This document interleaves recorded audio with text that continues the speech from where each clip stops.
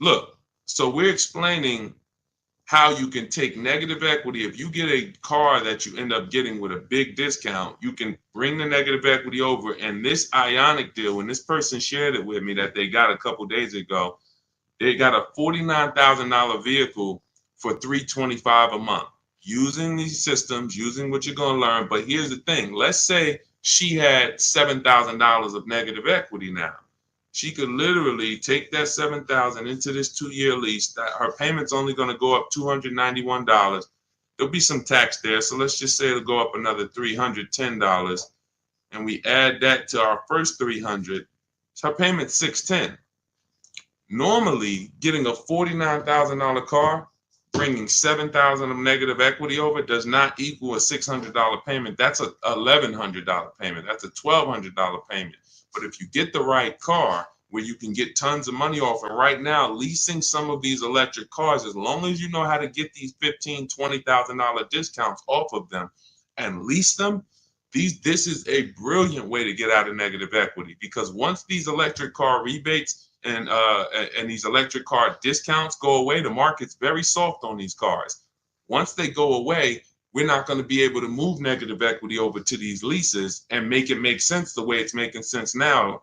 But for now, huge opportunity. That's what I will be doing. Driving an electric car for 2 or 3 years, taking the huge discount that I'll get from shopping around, and then bringing my negative equity over. And then once the lease is done, you have no more negative equity. You do a fresh deal, and you never have negative equity again. Just make sure when you lease, you get the mileage you need. Alexis Owens, welcome to the group. I see you just follow. Andre Guest, thanks for sharing. Shout out to the sharers. And shout out to the people who tap the screen. Every time y'all tap the screen, watch the likes go up. So if you hear something that you like, you're enjoying it, just start double tapping the screen. Y'all will keep running the likes up. So keep typing your questions in. We're live. Dolan, can you bring some of these questions? I don't know if you had time yet to get some of these questions we got on TikTok. Jason Davis, good to see you. Moni Love. Yes, I actually told Moni Love. She asked, do I provide broker services? I don't do broker services. I do something, in my opinion, we do it better, because a broker still is going to shop, and you're never going to know what their best deal really is. Brokers make a lot of money. I'm in New Jersey, where there's a lot of brokers. There's a lot of brokers in New York, and brokers make a lot of money, and they basically do it based on trust. If I have your trust, and I got the ability to control your entire car deal from start to finish, I have the ability to control where you buy your car from, returning your old lease, could be equity in that. I'm controlling all your money, and I'm controlling it based on a trust system. Then I have, and the thing that's better about being a broker, which is why really, you know who becomes brokers? Car salesmen who get tired of small commissions. Because car salesmen, when we're selling cars, we're getting probably on average 20% of the profit. And if the profit is $3,000, if the profit's $10,000 and we bring home $2,000, okay, that's cool. But brokers, all right, if the profit's $10,000, I could bring home $5,000. I'll split it, because the dealerships look at a broker as another dealer. So that's who usually becomes brokers. People who look and say, man, I'd rather make 2-3 times the money on each car, because I'm my own dealership. So what we do is we work with people and show you how to get all your numbers yourself, show you how to get the market reports yourself. If you use what's in my digital book, Moni, you could become your own broker, because no one actually shops cars the way we do. We do market assessments. So when we're leasing a car, we reach out to 25 dealers online. We never have to talk to them. And we get 5 offers, at least 5, sometimes 7, sometimes 10. New cars, we reach out to 25 dealers online using scripts, email scripts that I wrote. They're already wrote. You don't have to think about them. They're already written out. And then we get 5 offers. And then for a used car, we shop the market. We assess the market from the low side to the high side. We narrow down used cars based on title record, service history, accident history. We verify there's no bogus fees that they're going to try to charge us. Who's done that? You go to the dealership thinking you're going to get one price, and then they hit you with these other fees. This is what you do to avoid these things. We have to have a process for this. And so you could do this and become your own broker, but I would never recommend a broker, because unless they're going to give you a spreadsheet. If they're going to give you a spreadsheet of all the work they did, all the dealers they shopped, all the entire market that they assess for you, then that's a broker that I would hire. And no one does that except us. We'll be launching that service very soon. Very soon. So the people who like Deshaun, man, I mean, if I could just pay y'all to run this whole and do your whole system for me, that's coming very, very soon. But for now, you may want to, shop with us. We have 3 ways that we can help you. 2 ways now. Do it yourself. That's get my book. That's the whole blueprint. If you're a do-it-yourself, Deshaun, just give me the blueprint. As long as the blueprint's official, I'll get it done. That's my digital book. You can get it for 75% off in my bio, in my TikTok bio, Instagram bio, the comments. You get it for $24 if you get there before 30 minutes. And the done with you, that's when we're doing it together. You're looking at coaching videos and I'm walking you through it and I'm supporting you. That's also in my bio. So again, what's coming soon is the done for you. But that's our commitment, to be the best company in the world for the car buyer. So we're getting there slowly but surely. All right, go ahead, Dolan. Let's get to some more questions. Keep typing questions. What's up, Martin? See a lot of people checking in on TikTok. Chris, good to see you. Can you do this with Tesla? Great question. Right now, Tesla is very soft. They have a set price, though. They don't negotiate. So what they do is when you're buying a new Tesla or leasing it, you don't need to get bids, because getting bids is to avoid overpaying. Getting bids is to avoid buying a car from one place and another place over here would have sold it for $5,000 less. Tesla operates similar to like the Apple store. You going to get an iPhone in California, it's the same price for the iPhone in Florida, same price in New Jersey. So you don't need to shop around for an iPhone. It's a set price. That's Tesla. But any other car is different. Every other car, it's different prices. 3,000 more here, so that's the difference. But with a Tesla, you still need to divide if you're going to lease it, you need to understand whether you should buy or lease it. That's based on how long you're going to keep it. And this is proving the point. The point about depreciation that we've been preaching. I've been preaching depreciation so many years to people who say, well, I don't lease cars, Deshaun. They limit you on mileage. That's not true. You can pick your mileage up to 30,000 miles a year for most cars. Deshaun, I don't like to lease. I'm going to beat my car. They want you to have the car perfect. That's not true. They give you normal wear and tear. You can bring the car back with dings. You can bring the car back. They expect 3 years of wear. What they charge you for is excess wear, which is similar to negligence, abuse. If you have a baseball-sized dent, that's the stuff. But depreciation, Tesla is proving that people should not have been buying these cars because their cars are depreciating almost worse than any other car on the market. And they sold you based on, we have this brand, Tesla, and people went out and buy these cars. They didn't want to lease, didn't listen to the advice. Now they bought a $50,000 car that lost 20% of its value in a year. These cars that were 40,000, they can get them for 30. This is the dramatic depreciation. Now, had you leased these Teslas, had you leased them, it wouldn't matter to you. You drop it off after 3 years, you pay your low payment. See, leasing protects you against depreciation. Car values drop through the floor, no problem. I'm good. The buyers, that's a horrible situation. I would hate to be in a Tesla that I bought 2 years ago and see the values dropping the way they're dropping. Okay, but yeah, that's what we did. That's the only part of the system that we don't have to shop around for, Brian, which is where we're going to buy the Tesla from. But we still need to understand if a lease makes sense. Divide the monthly payment into the MSRP. If it's 1% or less, you got to steal. If it's between 1% and 1.5%, that's a good deal. The lower, the better. We don't lease vehicles over 1.5. A lot of people got bad lease deals. A lot of people driving around right now in bad lease deals. They put a ton of money down. Their payments are way too high. I'll give you an example. Look. I'll give you an example. Look at Raphael. $45,000 Jeep Grand Cherokee, $549 a month, no money down. $45,000 Jeep Grand Cherokee, no money down, $549 a month. That's great value. India. Look, she got a Hyundai Elantra, limited, with the leather and everything, $365 a month, no money down. That's a below market lease. A lot of people, their problem They got a couple things going wrong with them with leasing. One, they don't understand depreciation. Two, they're not choosing the correct mileage that they need for the lease. Three, they're overpaying for the leases because they're not getting multiple offers. And so when these people tell you, if that's you and you're like, oh man, I don't like leasing, I see why. You're doing it wrong. Follow our system, your leases will be great. You'll pay less than everyone. And that's what we do. Go ahead, Dolan, shoot the next question up. Keep typing your question. Greg the Barber, good to see you, man. I ain't seen you in a while. Good to see you. Greg the Barber, Taz, good to see you. What's going on, Simba girl? Good to see you. Leroy Rogers, stay posted. We got you. I have a 2022 Lexus paid for. Want a new Porsche 2024 or 2025 to buy versus lease. If you're gonna, are you keeping the Lexus? I would listen now. If you bought that Lexus and you're looking to replace it, you're gonna lose a ton of money. And if you pay cash, which is you either paid cash or you paid it off very quickly, what you're gonna see is when you go to replace, first thing you would do is decide, are you keeping this next vehicle? I'm gonna give you your first two steps, Leroy. First two steps, they're easy.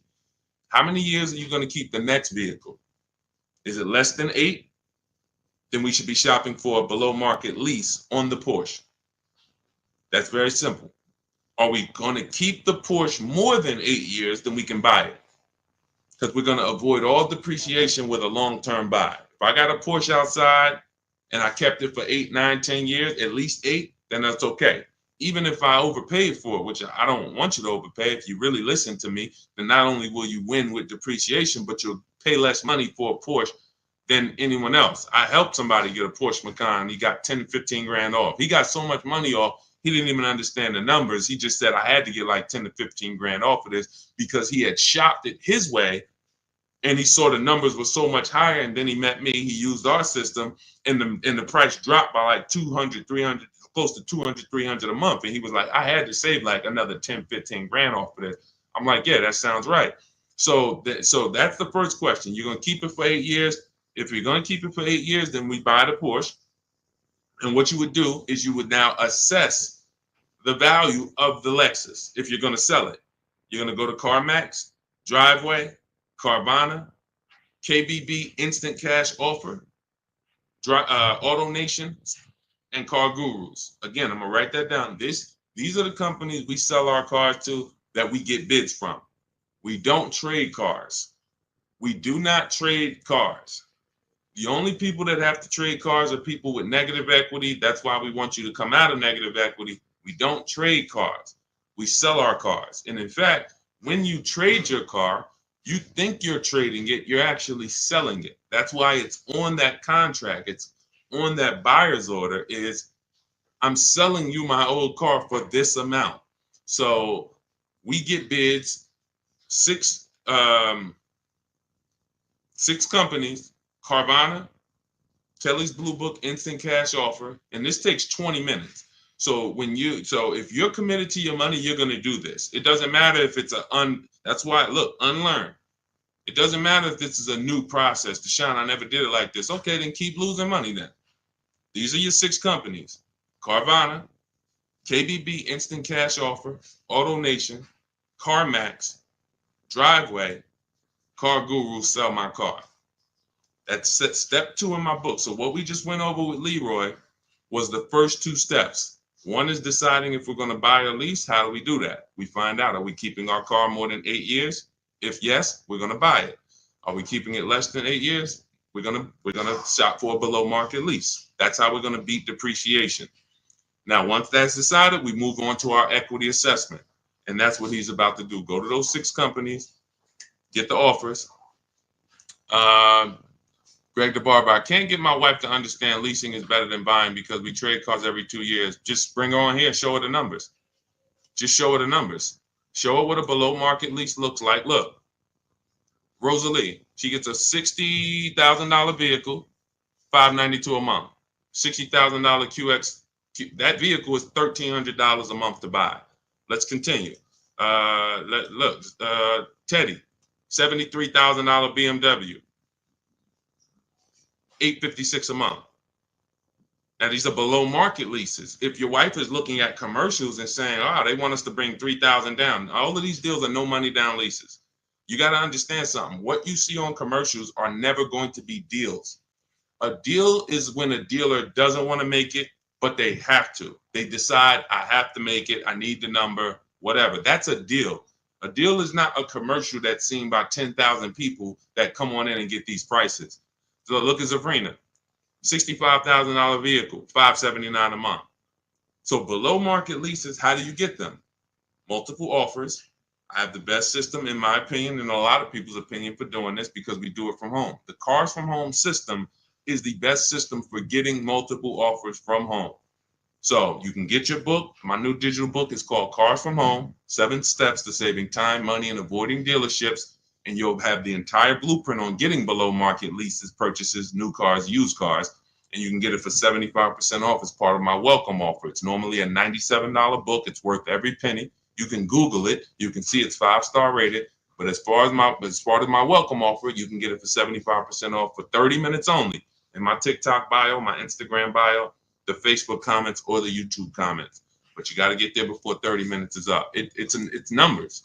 It's numbers. See, numbers shock people out of emotion. Me talking to you about why leasing makes sense, that's not enough to break the programming of people who programmed you not to lease. That's why I go right to the numbers. Now, yes, I'll explain depreciation, what's making these numbers so low, what the risks are taking of not leasing, and then the car depreciates and now you lost money, because if you were going to sell a car for a certain amount and it depreciated 10,000 because you put a lot more miles on it, then your car is worth a lot less. You lost money.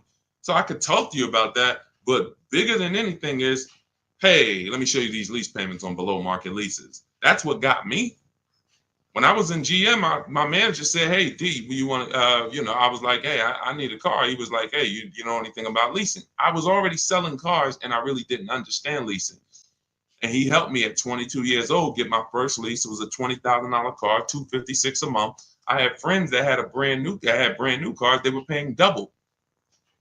And mind you, these weren't fancy. These were Honda Civics, Toyota Corollas. They were paying $500 a month. I'm paying $256 a month for a similar price car. I never got in trouble. I got the mileage I needed. Drove 12,000 miles a year at the time. I needed that. One lease, I drove 15,000 because we were doing more miles. I bumped it to 15,000 a year. Leasing is a numbers thing. We drive off the lot in the same exact car. Your payment's double mine. You lost. Now, in the long run, if you keep the car, pay it off, and keep it for 8, 9, 10 years, then you didn't lose. But if you think we're going to drive off in the same car and your payment's $200-300 more a month than mine, because you say, oh, well, I'm buying mine, no, this thing's going to be paid off one day, then you lost, man. I don't care what you do. Look, see me in a couple years. Look at how much more money is in my bank account than is in your bank account. The money that's in my bank account is in your car. It's going to the bank every month. I do this, man. I'm trying to desperately shout from the hills to get people to stop buying these cars if they're not keeping them 8 years. Losing you've already lost thousands of dollars.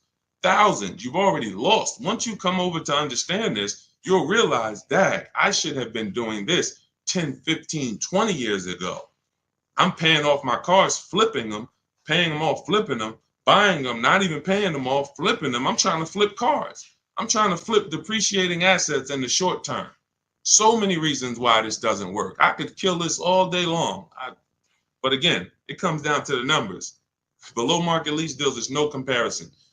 All right. But you'll have the system for how to get them in my book. So it's a digital book. So it'll be in your inbox before you even get off this stream, as long as you get there before the 30 minutes is up.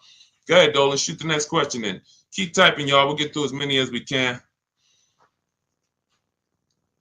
Yep.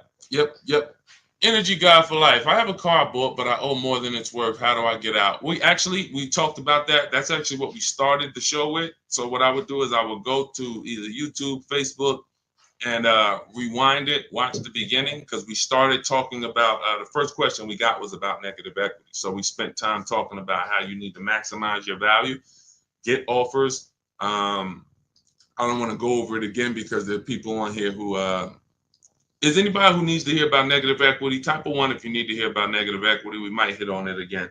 But there's a lot of people on here that were on here earlier that they heard about it maybe 20 minutes ago. But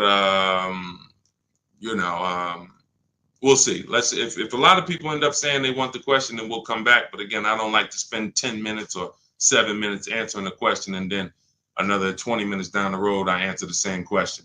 All right, go ahead. Let's go, Dolan. Bring the next one up. Let's go. Do you have your book in hard copy? No, it wouldn't be available in hard copy because it wouldn't be good to do in hard copy. Websites change rapidly. Vroom, we used to get bids from. Vroom bought a lot of our cars. They were in the bidding process when we sold our cars to them. They were in our equity assessment process. And when we shop for used cars, we use a process I call the multiple marketplace strategy. They were in our multiple marketplace strategy. They go out of business. If you were using a hard copy of my book, you not only have to get another copy, you be going on websites that no longer exist. And that just wouldn't be an ideal experience. Thank you, Bridget. That wouldn't be an ideal experience. Another thing about the digital book is we get to actually link you to scripts. This is an online process. So if you're not comfortable with a digital book, this may not be for you. I'm just being honest with you. This is not for everyone. You need to be able to copy and paste, email. Like, this book wouldn't be for my dad. That's just real. My dad wasn't really comfortable with copy and pasting and sending emails because he doesn't need to do it for his daily life. He can send an email. It's just going to take him a couple. So when we're using our system, we're doing a lot of copying and pasting, opening up websites. So it wouldn't make sense to have a physical book there because I have scripts that we use. I have online calculators that we use that I invented. There's 5 calculators in the book that I actually invented, wrote the code for. You can't get them on Google. So these are all some of the reasons why it could never be a print book. It wouldn't make sense. And there's a lot more in there. All right, there's 7 paths. A lease path, but a lease path with with a third-party equity assessment, a used car path, paying car path. We have links that warp you to keep you on track. If you were reading a physical book, it just wouldn't work. That book is uniquely written as a digital book for a reason. It's not like I wrote an ebook because I didn't want to put out a physical book. It would be simple. It's much more simple. But this is a complex. We needed the links and to be able to certain parts you get to in the book, and I say, hey, click here if you want to watch a video on this subject. And you're like, whoa, okay. Oh, it's a video. I can understand this.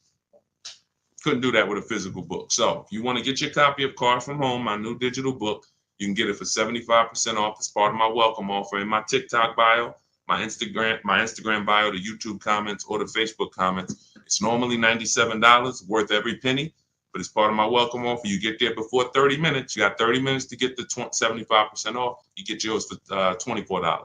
Make sure when you get your book, you screenshot the thank you page. Right after you pay, the book is on that page. As soon as you pay, it says access your book below. It also says I'm emailing you a copy. It also gives you my support team's email in case you don't get your book. Because a lot of people type their email wrong. Just reach out to my support team. They'll get you the book. But you have a copy of it as soon as you pay right there in that link. And keep that link. All right, go ahead, Dolan. All right, what is going on? I see you, Greg the Barber. We'll get that one in. What's up, Jackie Cox? Good to see you. We just bought a 24 Jeep Grand Cherokee. We traded my truck, wasn't upside down. Now we got a $900 payment. If you traded your truck, how long did you have the old truck, Greg? What year was the old truck that you traded? You just bought a 2024 Jeep Grand Cherokee. What year was the old vehicle that you traded? What year was the old vehicle? Let me know because I can see your comments. So let me know what year was the old vehicle that you traded in. Just type the year because I don't want. I like to keep the show moving forward fast. So type. All right, it's 2019. That means, so if you didn't have negative equity, that means you just paid off that vehicle, or you put a good amount of money down, and then you traded it off literally as soon as you paid it off. Just depreciation alone. Let me give you an idea. Depreciation alone. This is that 2019 Nissan. What happens is you bought it here. The depreciation on that vehicle over 5 years is like this. Now, if vehicles just dropped in value like this indefinitely, nobody would buy them. No one would buy them because people would be like, why would I ever buy something that is a sliding board of losing thousands of dollars in value? You notice when you buy a vehicle one day, let's just say that you buy a $40,000 vehicle today, what is it worth tomorrow? Let's just say not even a year down the road, a $40,000 vehicle, you buy it today, what is it worth tomorrow? The day after you buy it, throw some numbers out. And I want to give Greg an example of why he needs to be leasing. And if he wants to keep, you're losing thousands of dollars. It's not even a question, but I want to help you through this because again, this is not your fault. It's bad program. People speak very, very loud about not leasing and they sound convincing. They never talk numbers though. That's the clue that they don't know what they're talking about. They never talk numbers. Okay. So a day later, they say you lose 15, 20%. Not that much, Nicole. She said it's half. No, it's about, you lose about 15% in a day. And that depends on how soft the market is. If this was a vehicle that you could have got 15 grand off on, but you paid close to list price, then you will lose 20 grand because you didn't know what the market was. Give you an example. Milligan just got $27,000 off her Mercedes. $27,000 off. And I got to show this stuff because people wouldn't believe it if I didn't show it. Milligan got no, that's Melissa. Milligan got $27,000 off. If you zoom in on that Mercedes, it's a Mercedes EQE, $79,000. She got it for like $53,000. Now, had she bought this car, let's just say it's a $79,000, let's call it 80 just for easy math. Let's say she got it for $5,000 off. You know, she thinks, hey, I'm getting a Mercedes, $5,000 off. That sounds good. If she went back the next day and said, well, I need to give this back to you, I can't afford it or whatever, any reason, they're probably only going to give her $50,000 at best for it because they know the market on it. You overpaid for it. It doesn't matter. Like this vehicle, you overpaid for. So although you paid 75, the vehicle really, the new market was only like 50 in the 50s. So she would lose $20,000. She would lose, $20,000 on that purchase. It's very dangerous to not shop the new market for a vehicle because you don't know how soft the vehicle is. So we call a vehicle that needs a big discounts to sell it. And some dealers are taking off 7, 10 grand, 15 grand. They got big rebates. That's a soft vehicle. It's a very soft market. Very dangerous to buy these cars without shopping the market because you're going to lose. But let's get back to Greg. If vehicles just kept losing value like this, you never buy them because people will be like, man, these things are just, like throwing a stone in the ocean, but they don't. Eventually, they start to level out. So a vehicle that's worth $11,000, next year it'll be worth $10,000. And then the following year, it's only going to lose, maybe there are people on here now, some of you've had your vehicle so long, the amount that it's worth today is going to be the same amount it's worth next year. Your vehicle's worth $8,000 today. A year from now, it's going to be worth about, 75, 76. This is now what your depreciation looks like. But in your case, Greg, and people you're buying these cars, you're literally riding the depreciation out sliding board, losing tons of value. And then as soon as you're about to start leveling out, you go and you get another vehicle and you do it again. You're just taking sliding boards, losing thousands of dollars all the time, over and over and over again. And that's just a recipe for losses. How do we avoid them? We get below market leases. That same Jeep Grand Cherokee that you got, look at how much you're paying for it. And look at how much Raphael is putting into hers. Raphael got a 2024 Jeep Grand Cherokee, $45,000 vehicle, $549 a month, no money down. You're tying up thousands of dollars in that car. Thousands. Raphael is driving the exact same vehicle as you, $549 a month. Zafrina, you got a couple people on here got Jeep Grand Cherokees.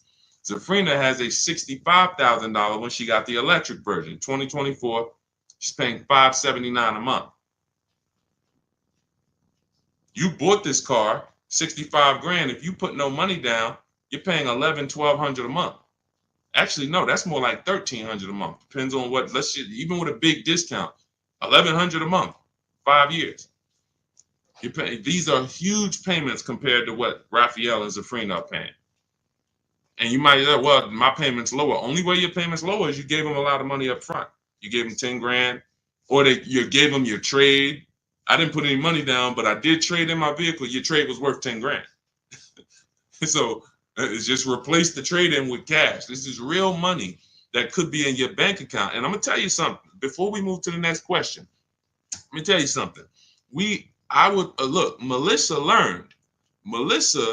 She learned because she was just like you, Greg, just like you, and people like you. Listen, Greg, I'm not isolating you out. This is just a great example of what millions of people are doing. You know, this is, and again, I wouldn't know this if I hadn't been in the business. I'm not smarter than anyone. I just spent 14 years in this industry, and I love math. So this comes very easy for me, thank God.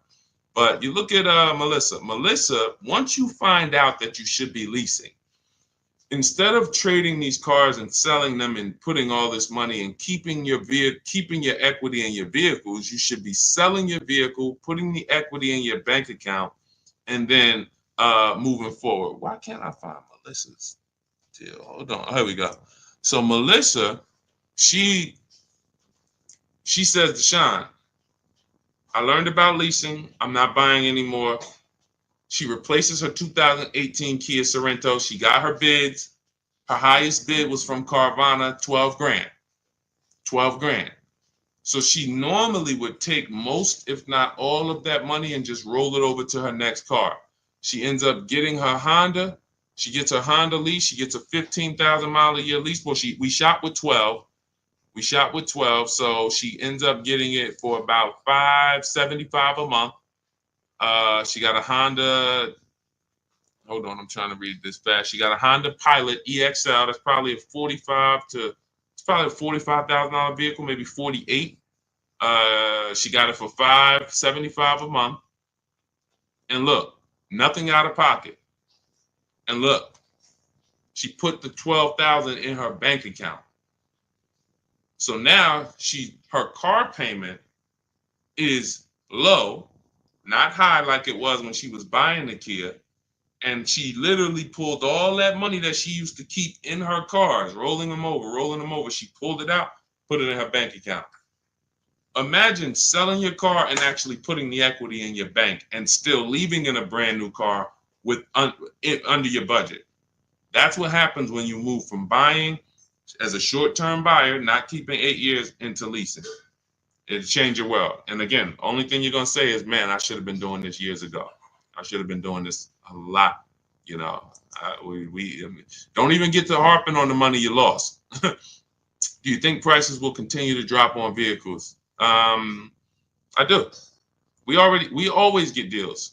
We were getting deals when people thought there were no deals. All through the pandemic, we had people getting deals. Bonita right here got her Kia. She got her Kia Telluride. This was a dream vehicle. During the pandemic, and look at the year. You can see the year. When she got hers, it was 2022. Literally, people were paying $10,000 over sticker for these vehicles. People were leasing these Tellurides for $800 a month, $900 a month. She got hers for $600 a month, no money down. This is pandemic. You know, we've helped. I started this in 2021 in the middle of the pandemic. Everything when you see people all on my pages, you know, there's deals everywhere. There's never a point in time where I go to buy a car in the last 15 years and I'm like, oh, there's no deals out here. Because again, there's always going to be a dealer who's going to sell. You just have to learn to find them, Nicole. You keep going into the local dealer thinking you're supposed to be able to negotiate a good deal with them. 8 out of 10 dealers are overpriced. We've proven that. Why? How can I tell you that confidently? Because all of us shop the market. You shop locally. We shop the market. What you'll learn to do with Cars from Home, my new digital book, is to shop the market. You go local to 1 or 2 dealers, they already know. NADA they taught us. When we were car salesmen, NADA taught us that people only shop 2 car dealers on average. So if those are the statistics, your local dealer knows that. They know as soon as they see you walk in, you know, can I get a quote? Can I pick a car out? odds are this person is not going to shop more than one other dealership, and we're going to get them. If we just work and smile and be courteous, they're going to pick us. If they don't buy today, maybe we could get their business next week or something like that, but they're not shopping the market. That's where you lose. So when those two are high, you think the whole market's high. But using our system, what you're going to learn in my digital book, Cars from Home, 7 steps to saving time, money, and avoiding dealerships. I think sometimes I say that title too fast. It goes over your head. Cars from Home, that's a mindset, because we spend 90% of our time here. All of these people that you see me sharing in my streams, they are literally in their house 90% of the time to get these deals. Cars from Home, 7 steps. That means it's a process. It's not you're not winging it anymore. You're not winging the process. It's a 7-step process. Step 1 is the most important question. We're deciding whether we're going to lease or buy. Step 7 is delivery. By the time you get to step 7, you're taking delivery of your vehicle. 7 steps to saving time, which is what I love, money, which is another thing I love, and avoiding dealerships, which is something that most people want to do. So just in the title alone, you could understand what you hold us accountable to delivering. And when you Google the book, you'll see we deliver on this. It's a proven system. We've been doing this for 3 years now, and we have hundreds of people who've used the system. And grandmothers, single mothers, introverts, men, children. I'm talking young kids. Like, system works. It's like McDonald's. So you can get a copy of the book. It's a digital book. It'll be in your inbox in 3 minutes. Go to my TikTok bio, and it's my welcome offer. You can get it for 75% off, but it's only for 30 minutes. The book's $97. It's not $24. So if you get to my TikTok bio, my Instagram bio, the YouTube comments, or the Facebook comments, click that link. You can get it for $24, but only for 30 minutes. That's my welcome offer. Go ahead, Dolan. Shoot the next one up. All right. How do I negotiate buying more miles on a lease? You get it up front. It's very simple. We shop with 12,000 miles per year. Shop all your offers. Once you get your best offer, identify who that 20% dealer is. They beat everybody else. You email them, hey, can you adjust it to 15,000 miles per year or 18,000 miles per year? Very simple. If you're doing it your way, then you just call them and say, hey, all right, I'm gonna go with you, but can you tell me what it would be for 18,000 or 20,000? That's what Jen did. She shopped for $39,000 Honda CRV. Her best offer on this vehicle, it's a hybrid, very hot vehicle. This is one of the most popular hybrids over the last couple of years, the Honda CRV hybrid. $39,000 vehicle. Her best offer was $512 a month, no money down, 12,000 miles per year. She adjusted it to 18,000 miles a year. Payment went to $563. Then she signed her deal.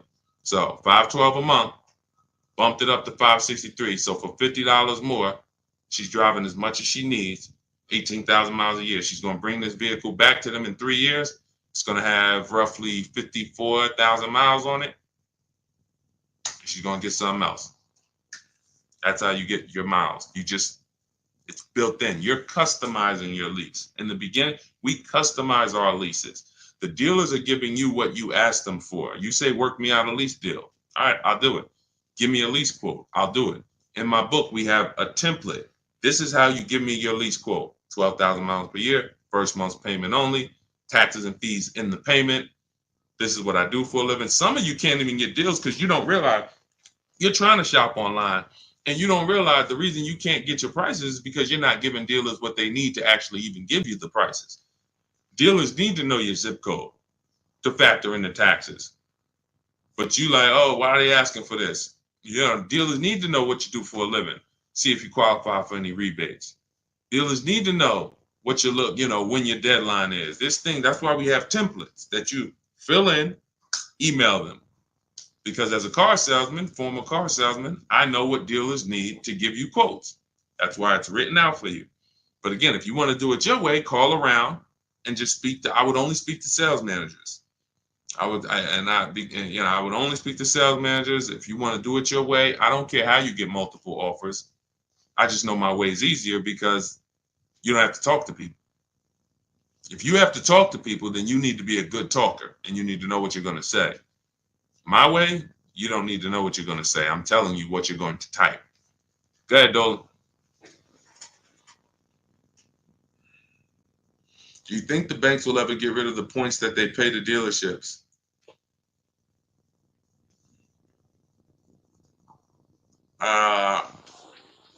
Commissions. Let's use, because you use a form of a commission. That's all it is. You could say it's a point. You could say, I mean, I could pay you a point, or I could pay you a flat, but I'm paying you for selling this loan for us. So do I think that a person who sells financial products will ever sell them for free? No, I don't.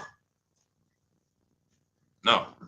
And that's why we use something called the bank bidding war, where we are going direct to credit unions and banks, and we're allowing them to bid on our business. Most people don't know that the credit bureaus allow you to have multiple banks and credit unions access your credit report in a small period of time. It's called the rate shopping. You can Google rate shopping and you'll understand that they allow you this. You can have multiple hard pulls within a certain period of time, and you can actually have them bid. They expect you to do that. Most people don't do it, actually. So they can't help you because they're like, hey, we allow you to do it, but you're not doing it. You're letting the dealer run you out to multiple banks and credit unions. But if you Google rate shopping, what it says is if you can have multiple banks and credit unions access your credit with the hard pull, and at the end of that period, it's going to weigh on your credit like one hard pull. So at the end, if one hard pull would have dropped your score 10 points, you could have 15 banks and credit unions run your credit, and it's going to drop at the same 10 points.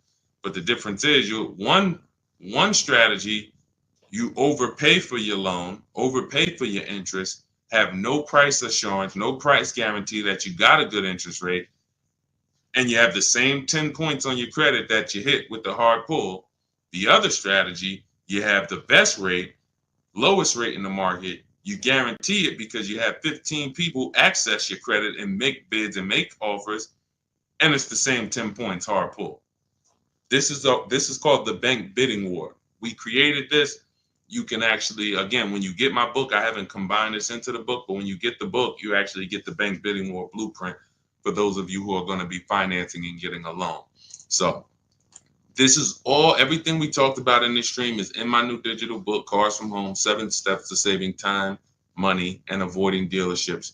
You can grab your copy for 75% off as part of my welcome offer, but it's only for 30 minutes. You won't pay the normal $97 price. You get it for $24 as long as you get there before 30 minutes. Get to my TikTok bio, my Instagram bio, the Facebook comments, or the YouTube comments. Click that link and then click Get Book 75% off, and you'll have it in your inbox. Make sure you screenshot the thank you page because the book is on that page. I also email you a copy. And just in case you don't get your copy in 5 minutes, you'll have my support team's email. So screenshot that page. But I wanna. There's something I just wanted to say. Hold on. Let's see if it comes back. Yeah, I don't know. It slipped my mind.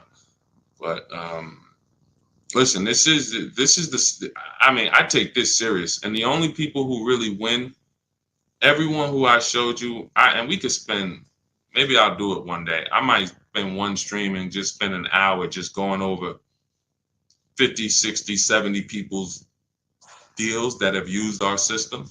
After that, it'll start to get old because you're going to be like, okay, wow, these are starting to look the same. Yeah, they're all good. And then you realize that this is not complex. We're not building rocket ships. All we're doing is we have the best system for making people compete for our business in the auto industry. That's it. That's our claim to fame. Now, I also teach you about leasing versus buying and financial boundaries that no one else is really teaching about. But when it comes to getting the deal, when it comes to how are we getting the prices we're getting easily in 90 minutes and 2 hours from home, it's just we have the best system for making people compete. Amazon has one of the best systems for making sellers compete for your business. That's why they do well. Competition is what drives down prices. Competition is what allows you to make great decisions quickly. So that's what you're going to get in Cars from Home. Got my copy. I'm going to start shopping your way. Energy Guide for life. Listen, God bless you. Use it and trust the process. Do not overthink. Here's what I said. Bring your goal. All you want to have is your goal. Forget your strategy. Forget everything of every strategy, every tactic you might have thought worked for you with car buying and shopping and leasing. Just forget it. Just bring your goal. Yeah, I want this Lexus truck. Yeah, I want this. Bring your goal, trust our process. Success is guaranteed. All right. And just stay on the steps. It's a step-by-step process. All right. God bless. I'll see y'all on the next stream. Enjoy the rest of the day, the rest of the evening. See you.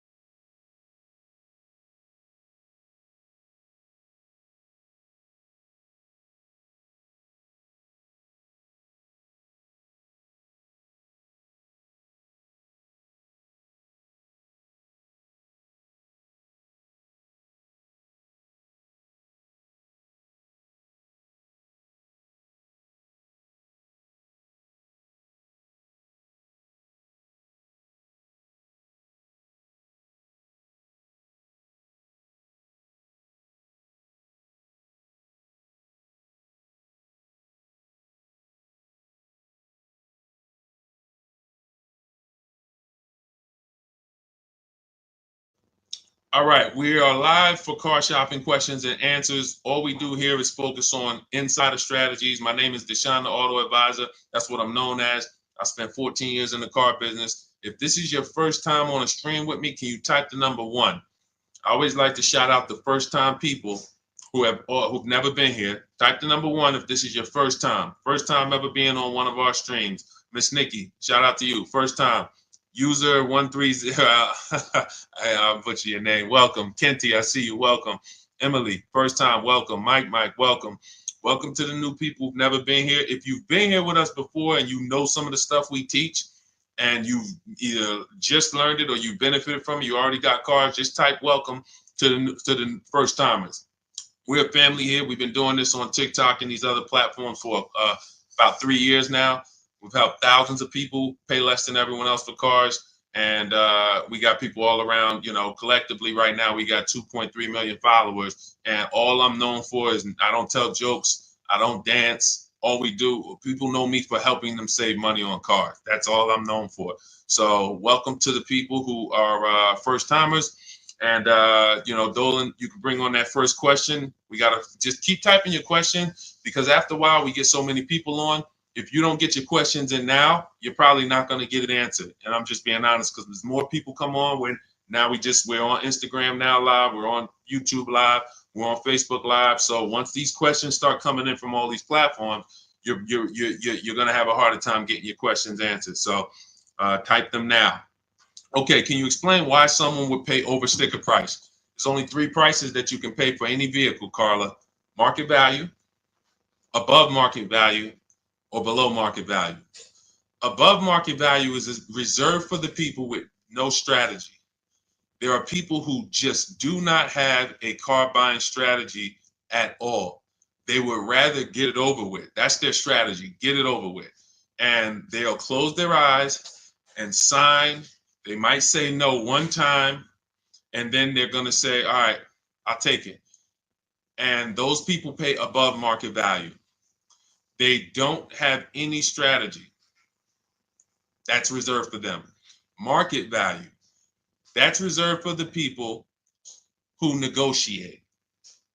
They're going to feel for the bottom, but they don't actually know where the bottom is. So when you are in a car dealership, you are negotiating. If you're doing this, I warn against this. But again, you're not paying above market value, but I warn against this. Why do I warn against this? Because I spent 14 years in dealerships. You'll never know the bottom. And so if you're trying to feel for the bottom, you are playing a dangerous game because you don't know what rebates we have. You don't know what we own the car for. And so you're now negotiating and making deals based on what you think to be a good deal, what sounds good, what feels right. Dangerous game. Now, sometimes you can gamble and it can work out. But if you, when we talk about this third price, which is below market value is reserved for people who make people bid. And that's what we do. Here at Car, what we do is we make people bid and we guarantee we pay the bottom price. It's very different than negotiating. See, who doesn't like negotiating? Type me so I know who I'm talking to. If you don't like negotiating, type me. Now remember, negotiators pay market value. They're not going to pay above. You're usually never going to get a negotiator to pay above market value. But they can pay market value because they don't know what the bottom is. Now, when you're getting bids, those of you who are typing me, I see you, Nikki. I see you, Sunshine. I see you, Miss Nikki. I cannot. The best thing for you to do that will get you the greatest results is to stop negotiating and to start making people negotiate with each other. And that is called bids. So you could be the worst negotiator in the world. I see you, Norna. If you have 5 Nissan dealers submitting an offer to you, you're going to pay less than a negotiator. Someone who's in there negotiating with 1 Nissan dealer, you're going to pay less than them. And I'm going to tell you why. 80% of dealers are overpriced. They are never going to give you a below market deal. Who's heard a dealer say, that's my best offer? Most times they're not lying, especially if they let you walk out. If they let you walk out, that's their best offer. But that's not their competition's best offer. Lock that into your mind, because you know what we're big on here, unlearning and relearning. That's why all around me you see it, unlearning, relearning. You're not going to, a Nissan dealer in one city is a different best price than a Nissan dealer in another city. And so when you see how different these prices are, it's going to blow your mind. The same $35,000 Nissan Altima, one dealer is going to sell it over sticker to somebody. One dealer is going to sell it for $2,000 off to somebody else. Another dealer is going to take $4,000 off for someone else. They're all different. So the difference, Carla, is not just because I think we've answered your question on why someone would pay over sticker. They're not doing it because they want to. They're doing it because that's all they know how to do. If this is the best, they're doing that thinking, Carla, this is the best I can get. No one signs a car deal without thinking this is the best I can get.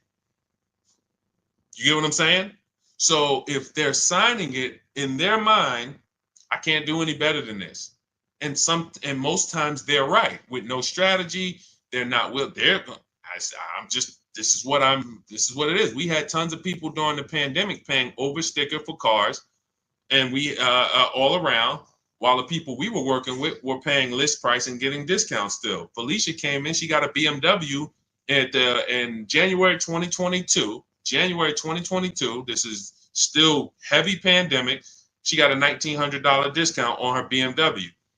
And you'll see a ton of people. I'll show you, if you guys have been on my streams, you'll see we show a lot of people's deals, because everybody who makes a deal using our system, they send the deals. And so that's the key, strategy. That's the reason. Learn strategy, and remember, there's 3 prices. Above market value for people with no strategy, market values for negotiators, below market values for people who make people bid. Now, if you want to know how to make people bid, we have the best system for doing that. That's my new digital book. It's called Cars from Home, 7 Steps to Saving Time, Money, and Avoiding Dealerships, because our entire process involves being at home, except for test drives and pickup of our car. We are not in dealerships negotiating. We're only in dealerships to test drive or pick up our car because they don't deliver. So 90% of what we do, and sometimes 100% with a new car, if they deliver, is done from home. So you can get your copy of my new book for 75% off, normally $97.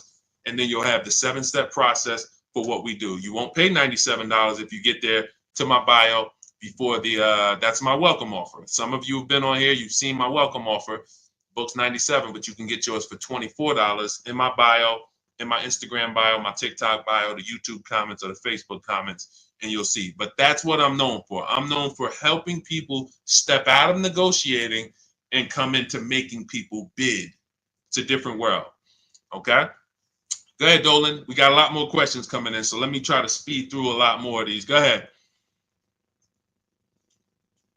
I just totaled a car thinking of getting a Toyota Highlander. Well, I mean, historically, Toyota's been a good car. I would decide first things first, am I going to buy or lease it? Now, buying or leasing, and first of all, I know we got a lot of people. Who's heard you should never lease a car? Type me in the comments if you've heard. Let's just get that right out the way. You heard, Deshaun, I heard you should never lease a car. Leasing is like renting. All of that, type me in the comments. You're going to see, if you're new here, we're going to dispel that myth very, very quickly. We spent a lot of time teaching people how much bad information. Who was taught never lease a car? This is the first. Oh, shout out to the people hitting the like button. I see y'all. Thank you. I see you, Facebook. Any platform you're on, if you're enjoying what we're talking about so far and you're going to spend some time with us, just hit the like button and start lighting it up. It means a lot. I appreciate y'all. So all of you that were taught never lease a car, the first thing you should be doing when you go to approach your car deal is deciding if you are going to buy or lease. This is step one in my process. Why is this so important? Because if you buy when you should have leased, you're going to lose in depreciation. You guys know, I always say like this. When you consider depreciation, this is your car's value. That's your car's value. If we buy a car today, all right, let's get into some dialogue, okay? Because I think we've been live. I see we got a couple people coming on every platform. Let's get some dialogue going now. Because in the beginning, we need a couple minutes for the people to start focusing and people start locking in once they see what we're talking about. All right, so now, let's say we buy a car, $40,000. What is that car going to be worth 1 year down the road? We bought it here, $40,000. Let's use this person's question when he's asking about a Highlander. Throw some guesses out there. Buy a car now for 40. What's the car worth in 1 year? Throw some numbers out there. Let me see. Let me see if I can go on Instagram because I can't see comment.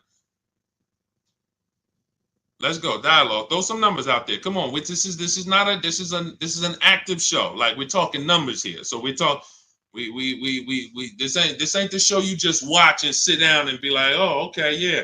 All right, I watched that. Now I'm going to go out here and I'm going to save thousands on my car. No, the people who get the most out of what we do, you're on your keyboards, you're interacting, you're engaging. I ask you a question, you're answering it. Those are the people that's locked in. So you bought a car for 40. I see 32. I see 35. I see 28. I see 28. I see 20. Emily said that's 20. Or you lose half the car's value in a year. Now watch this. Emily, you might not be wrong depending on how much the person drove. See, I like that answer, Emily, even though, because it's dramatic, it's half the value. But watch this.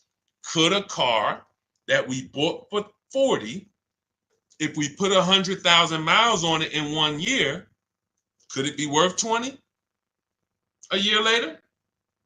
1-year-old car, 100,000 miles. Could it be worth half the value? Yes, it can. So now see, all of your answers are correct. All of your answers, 28, 20, 35. Why? Because it depends on how much you drove. Now we're getting into why leasing and the whole myth about leasing. Oh, you got to pay for every mile you use. Well, we just clearly proved a point. We didn't say anything about leasing, but we just proved the point that with a $40,000 car, we pay for what? The miles we use. If we were going to sell a car 1 year, and then a year later we come back and we say, hey, the car has 100,000 miles on it now. Can you pay me what you were going to pay me last year? And they're like, wait, you put 100,000? No, I'm paying you a whole lot less. So you pay whether you buy or lease. You pay for your mileage.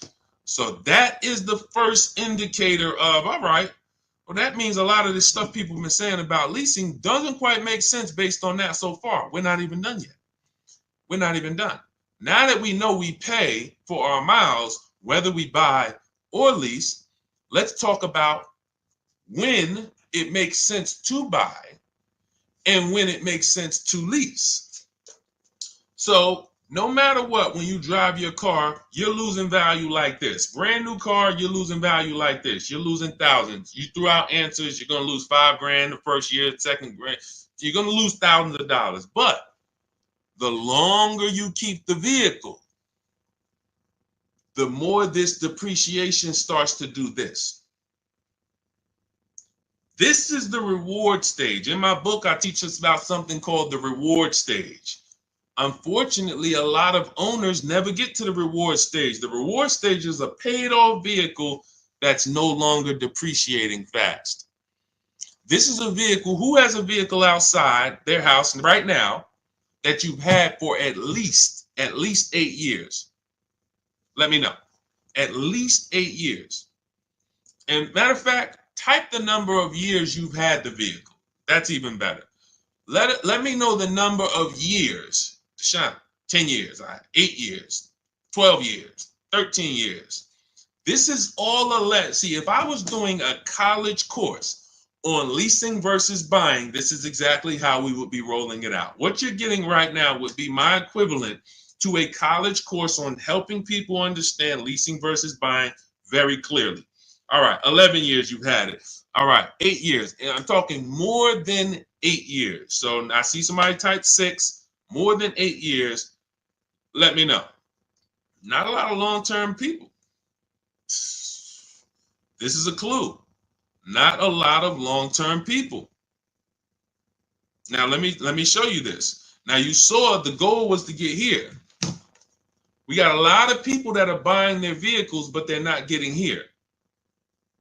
Which means if we know that that buying a depreciating asset, we're losing like this, what I witnessed in the car business for 14 years was people buying their cars, literally losing thousands, and right before their vehicle was going to stop losing money, like some of these people who have reached a point in depreciate, they've owned the vehicle so long, 8 years, 10 years, that it's no longer depreciating. It's going to be worth about the same next year as it is today. Soon as they get to that, they go and swap and say, all right, I'm tired of this vehicle. Let me go do this again.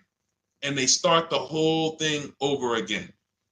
This is what you don't want to do. Maurice, Andre, this is not what you want to be doing. Rita, I see you. You don't want to be buying vehicles that you then trade because you're always on this type of ownership experience. See, and you know who's very clear about this? Cash buyers. Cash buyers will never swap their vehicles over and over, because if you paid $40,000 for a vehicle and then you came to replace it in 2 years and they told you, well, that vehicle's only worth 28 now or 25, you'd be like, dang, I'm not losing that kind of money. But you know who gets in trouble with this? You know who has the biggest issue understanding leasing versus buying? Somebody I call payment buyers. Payment buyers never really understand the actual price they're paying for the car. They see, what's the first question that a car salesman asks you once he's helped you pick out a car and you're starting to get to the numbers? What's one of the first questions that a car sub, when you pick the car, you're like, I like that car, y'all at the numbers, y'all about to talk numbers. What is one of the first questions that a car salesman is going to ask you? And I'm going to help you understand why. Thank you, Little John. Look, and I don't have to tell you guys this. What do you want your monthly payments to be? Thank you, Carla. Listen. When the car business is predictable. That's the reason I could be on a stream, 100 people ask a question and I know the answers, because I know what you guys deal with and I know what I asked. You're not getting I'm trying to identify, are you a payment buyer? Because rather than try to educate you on why being a payment buyer is not good, as a car salesman, I need to make you think you won. And the only way you're going to think you won is not me showing you that even though you're getting a low payment, you really lost. You are, as a car salesman is going to try to get you to the payment. That is the goal. And so payment buyers go in and will buy a car and swap it out and then go into another car, and they never realize how much money they lost because their monthly payment is affordable. They don't realize, like, so what I get you guys to understand here, those of you who are locked in and who really perk up and realize, like, okay, we're talking financial literacy here. Let me lock in. Let me get serious. Let me go get me a cup of tea, drink some water, because we're talking about finances. We're talking about thousands of dollars here. So the leasing versus buying thing is strictly based on depreciation. We threw out numbers based on how much we're going to lose if we buy cars, depending on how much we drive them. $40,000 car, it could be worth 32 in a year. If I drive average miles, if I'm a high mileage driver, who drives more than 18,000 miles a year? Type HM. Let me know. If you are a high mileage driver, you drive more than 18,000 miles a year, type HM. If you bought a car for 40, that car could be worth 28, could be worth 28 in a year. So you're using what's killing you, not your monthly payment. You literally, we didn't talk about that. That doesn't matter. We're talking about what is the value of the car you're driving. That is what's changing based on your usage. That's what you pay for, whether you buy or lease, based on how much you drive. So now that you understand that, how do we pay the least? How do we minimize that? Okay, we're losing that there. Is there a way that instead of losing that 12 grand in a year, I could lose less? That's where the below market lease comes in. Or that's where your long-term buying comes in.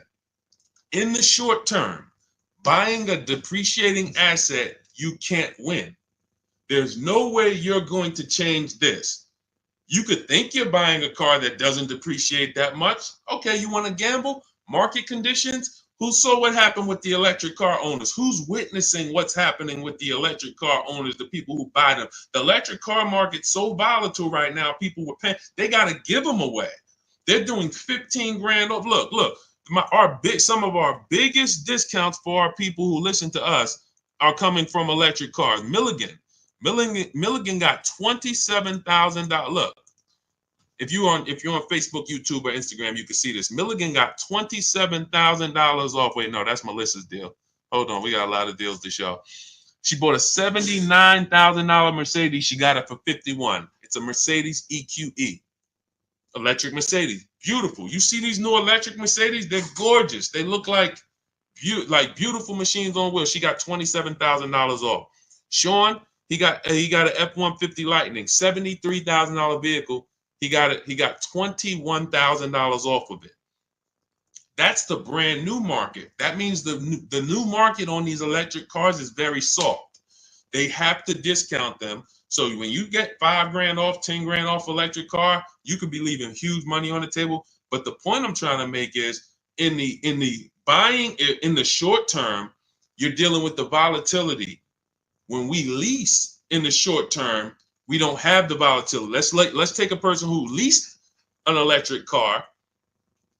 Look, Zafrina, 2024 Jeep Grand Cherokee, $65,000 vehicle. She's paying $579 a month, no money down. Now, she's not worried about whether the price of that the value of that $65,000 Jeep is going to go down to 30. That doesn't matter to her. She's paying $579 a month over the next 3 years. Over the next 3 years to drive a $65,000 vehicle, she's going to pay 21 grand. She doesn't care if the value of this vehicle goes. So leasing protects you against depreciation, but you cannot pay market value. When you see these commercials, you cannot pay those prices. That won't matter. You have to, if you're not getting below market leases, none of this matters. So 2 ways we're going to beat depreciation. Long-term ownership, where it doesn't matter because, all right, first couple years it looks like this, but I own my vehicle so long, now it's barely depreciated. That's going to be 8+ years. That's why rule number 1 in my book, step number 1 in my book is the 8-year rule, which says if you're not buying a vehicle to keep 8 years, you should not be buying. You should be shopping for a below market lease. But those of you who like Deshaun, I keep my cars at least 10 years. Should I be leasing? Will that save me money? No, it won't. Don't even think about leasing. Keep doing what you're doing. You have the discipline to keep a vehicle, maintain it. Things go wrong, you're not flipping out of that vehicle. We got a joke. When somebody, a keeper, we call you keepers. When you got a vehicle that you're going to buy, it's a keeper. But when a keeper's transmission goes out, Dad, man, my car transmission went out. What do? They go get another transmission. If you're not a keeper and that transmission goes out, you're like, oh, man, I'm getting rid of this car. Keepers do things different. You should not be thinking about leasing when you're a long-term person, and some of you are.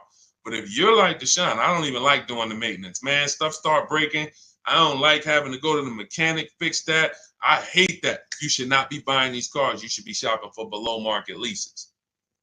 All right? So that was a long answer to one question, but we used it as an opportunity to really lay the foundation for leasing versus buying, because we had a lot of people who, when I asked them who was taught not to lease, a lot of people said me.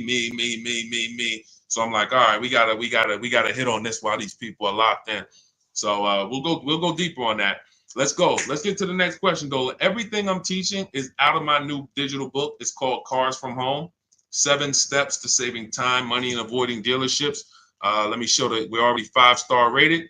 Thank you to the people who reviewed it. We got lots of reviews on the book, and you can Google it. You can get your copy for 75% off. It's normally $97. It's a digital book, so it'll be in your inbox in 2 minutes. As long as you get to my TikTok bio, my Instagram bio, the YouTube comments, or the Facebook comments before the 30 minutes is up, you get your copy for $24 instead of $97. But that's my welcome offer. 30 minutes, go get it. You can come back to the stream, and you'll have everything we teach. You won't even have to remember any of this because you'll have a blueprint that you can refer to forever. That's going to show you how to get below market leases, below market purchases on new cars, below market used cars. Everything from my 14 years is in that book. All right. Let's go, Dolan. Throw the next question up. Shout out to the sharers. I see you, Brianna. Thank you for sharing. Thank you to the people who share. We couldn't do this without you. The people who hit the like button, who hit the share button, we appreciate you helping us spread this message. All right, Emily, I want to trade my car in. How do I start the process? First thing is to ask yourself, how many years are you going to keep the next car? Before you think about the trade-in, how many years are you going to keep the next car? So everybody who's car shopping now, or you will be soon, I want you to answer this question. Type this. How many years are you going to keep your next car?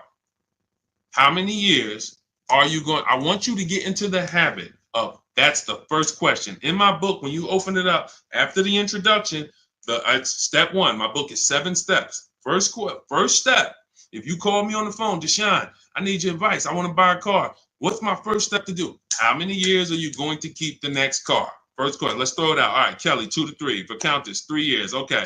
Emily, hey, Countess, great to see you. Emily, 5 to 7. How many years? Everyone who's car shopping, if you know you'll be car shopping now or within the next 6 months, I want you to let me know how many years are you keeping the next car. 10 to 15. Okay, Nisi Wu, perfect. Let's go. Some of you don't know. So because you've never asked yourself that question. And I get it. You can't invest in a depreciating asset without asking how long you plan to keep it. Any financial advisor who is talking about a stock that is going to go down in the short term would want to know, what is your investment plan? Are you a short-term investor, or are you going to ride the market out? They're asking you that to determine how you can deal with short-term volatility. a person who's not going to keep a stock for 10 years has to plan different than a person who will keep a stock for 10 to 20 years. That's the first question when you're dealing with something volatile. So I want you to ask yourself, all right, I see you, Patrick, 18 years. So look, any one of you who said 5 to 7, 3, you should be shopping for below market leases. If you said 8 or more, I see you 10 to 15. Patrick, 18 years. You should be shopping for purchases, new or used. Now, we'll keep answering more questions. I always like to prove to people. See, my job is to prove to you because I'm coming against everything you've been programmed to do with this leasing stuff. But the biggest indicator of a great lease is super low payments. It's just super low payments. Now, you'll hear from people who have gotten leases, they pay market value, they pay above market value, and you hear their payment and you're like, I say to them, what the heck did you lease for? Your payment's so high, you shouldn't have leased. But it's not that I'm sorry, you shouldn't have leased. Your payment's so high, so when you compare a lease to a purchase, a salesman could say to you, well, you might as well just buy the car. Because the lease deal they're offering you is so bad that a purchase looks close to it. But when we look at Taupe. Taupe got a $54,000 BMW, $690 a month.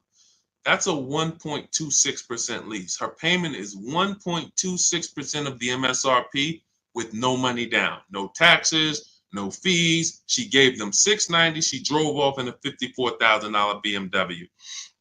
Danielle, $44,000 Audi Q3. Her payment is $550, no money down.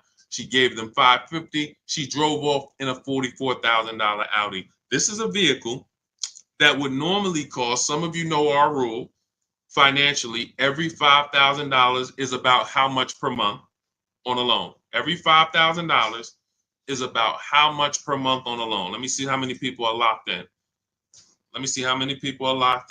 Every $5,000 is about how much per month on a loan.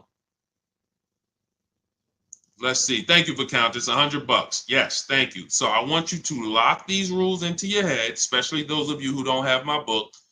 Every $5,000. Yes, I see you, Inspector Joe. Perfect. Lil John, 120. If the interest rate's high, it could go to 120, but 100 is the good rule to estimate. Kelly, $100. Yes. So $100, which means this $44,000 Audi would cost her about $900 a month on a 5-year loan. Now, that's not even including taxes. That's just the MSRP of the car. Now, her $550 a month payment does include taxes. So if we were to add up taxes, but I'm just saying, let's say she got a discount. Let's say if the taxes were $3,000, let's say they took $3,000 off the car. We're being generous. Her payment's still $900 a month for 5 years. If she took a 6-year loan, maybe she's $800 a month. She's paying $550 for her lease. Let's keep it going. Let's keep it. See, I'm going to prove to you that if you were supposed to lease, based on the fact you're not keeping your cars 8 years, but you bought, you lost. There's no way to win. That's why most of you, when you figure this out, you're going to be like, Deshaun, should I switch to a lease now? Yes. If you don't have a large amount of negative equity that's going to stop you from switching, you should be getting out of that finance deal and switching to a better finance strategy where you could drive better cars for less money. Look at luxury cars. It still applies. This is Kimberly. Kimberly got a Maserati, $91,000 vehicle. She got it for $944 a month. That's a 1% lease. Her payment is 1% of the MSRP. Now I didn't create the 1% rule. All the savvy leasers know about the 1% rule. If you can get a lease deal 1% of the MSRP or less, you stole a vehicle. That's a steal. Now, what I created was the 1.5% rule to know when you're overpaying for a lease. That's in my book. If your lease payment is over 1.5%, you're paying too much for that lease. It's a bad lease program, or either you haven't shopped around. And we don't go into the dealership and say, get me to a 1.5% lease. That's ridiculous. That's like saying, get me to if Kimberly went into the Maserati dealer and said, get me to 1.5%, her payment would be $1,200 a month instead of $900 a month. So it's key is understanding the range where all right, 1.5 is the max where that it makes sense to lease that vehicle. And then anything lower is just better, more and more value. But there's a lot of 1% leases. Greg has a 1% lease, $527 a month on a $56,000 Kia EV6. You saw Zafrina. Look, Jen. Now, this is a higher mileage lease. We had a couple people on here. You typed in HM. I asked every high mileage driver, if you drive more than 18,000 miles a year, type HM into the comments. HM. We had a lot of people type HM. Now, she drives 18,000 miles a year because there's a myth out there.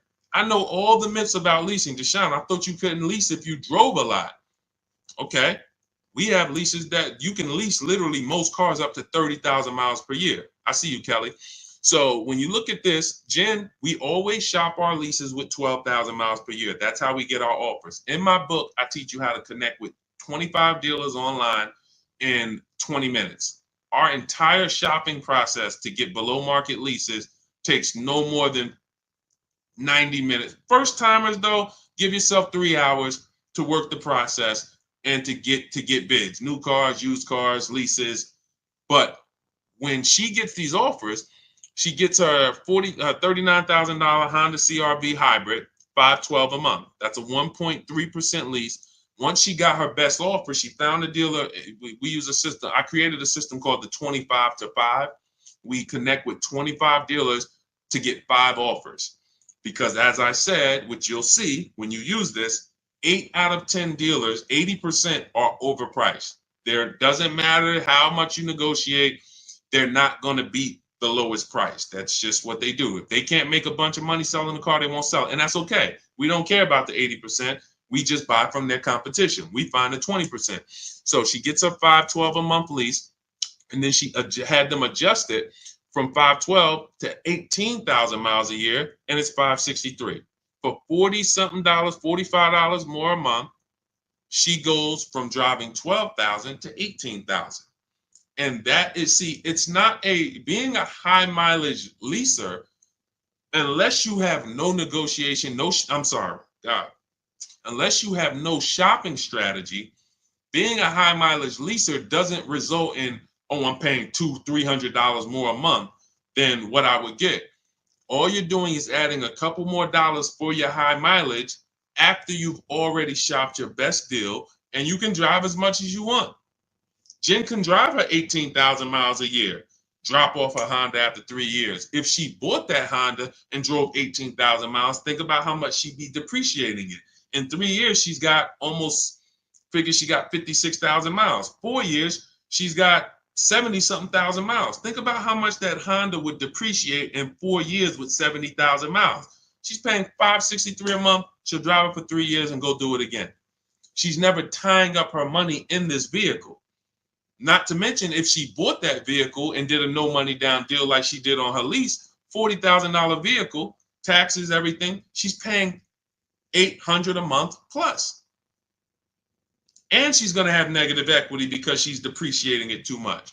So these are the principles.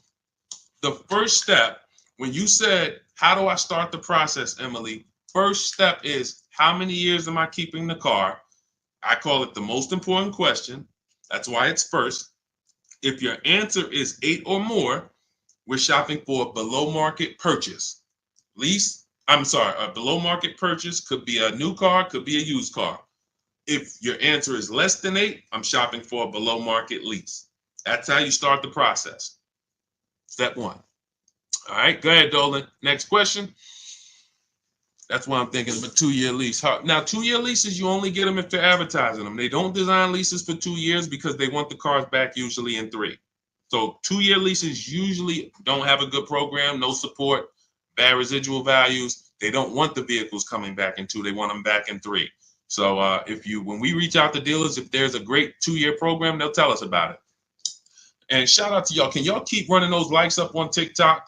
Let's see if we can get to, I don't even know. I don't like to have a goal. Let's just, if you're enjoying what we're doing, every time you tap the screen, every time you hear something you like, just double tap the screen. Y'all see how fast y'all run the likes up. I appreciate y'all.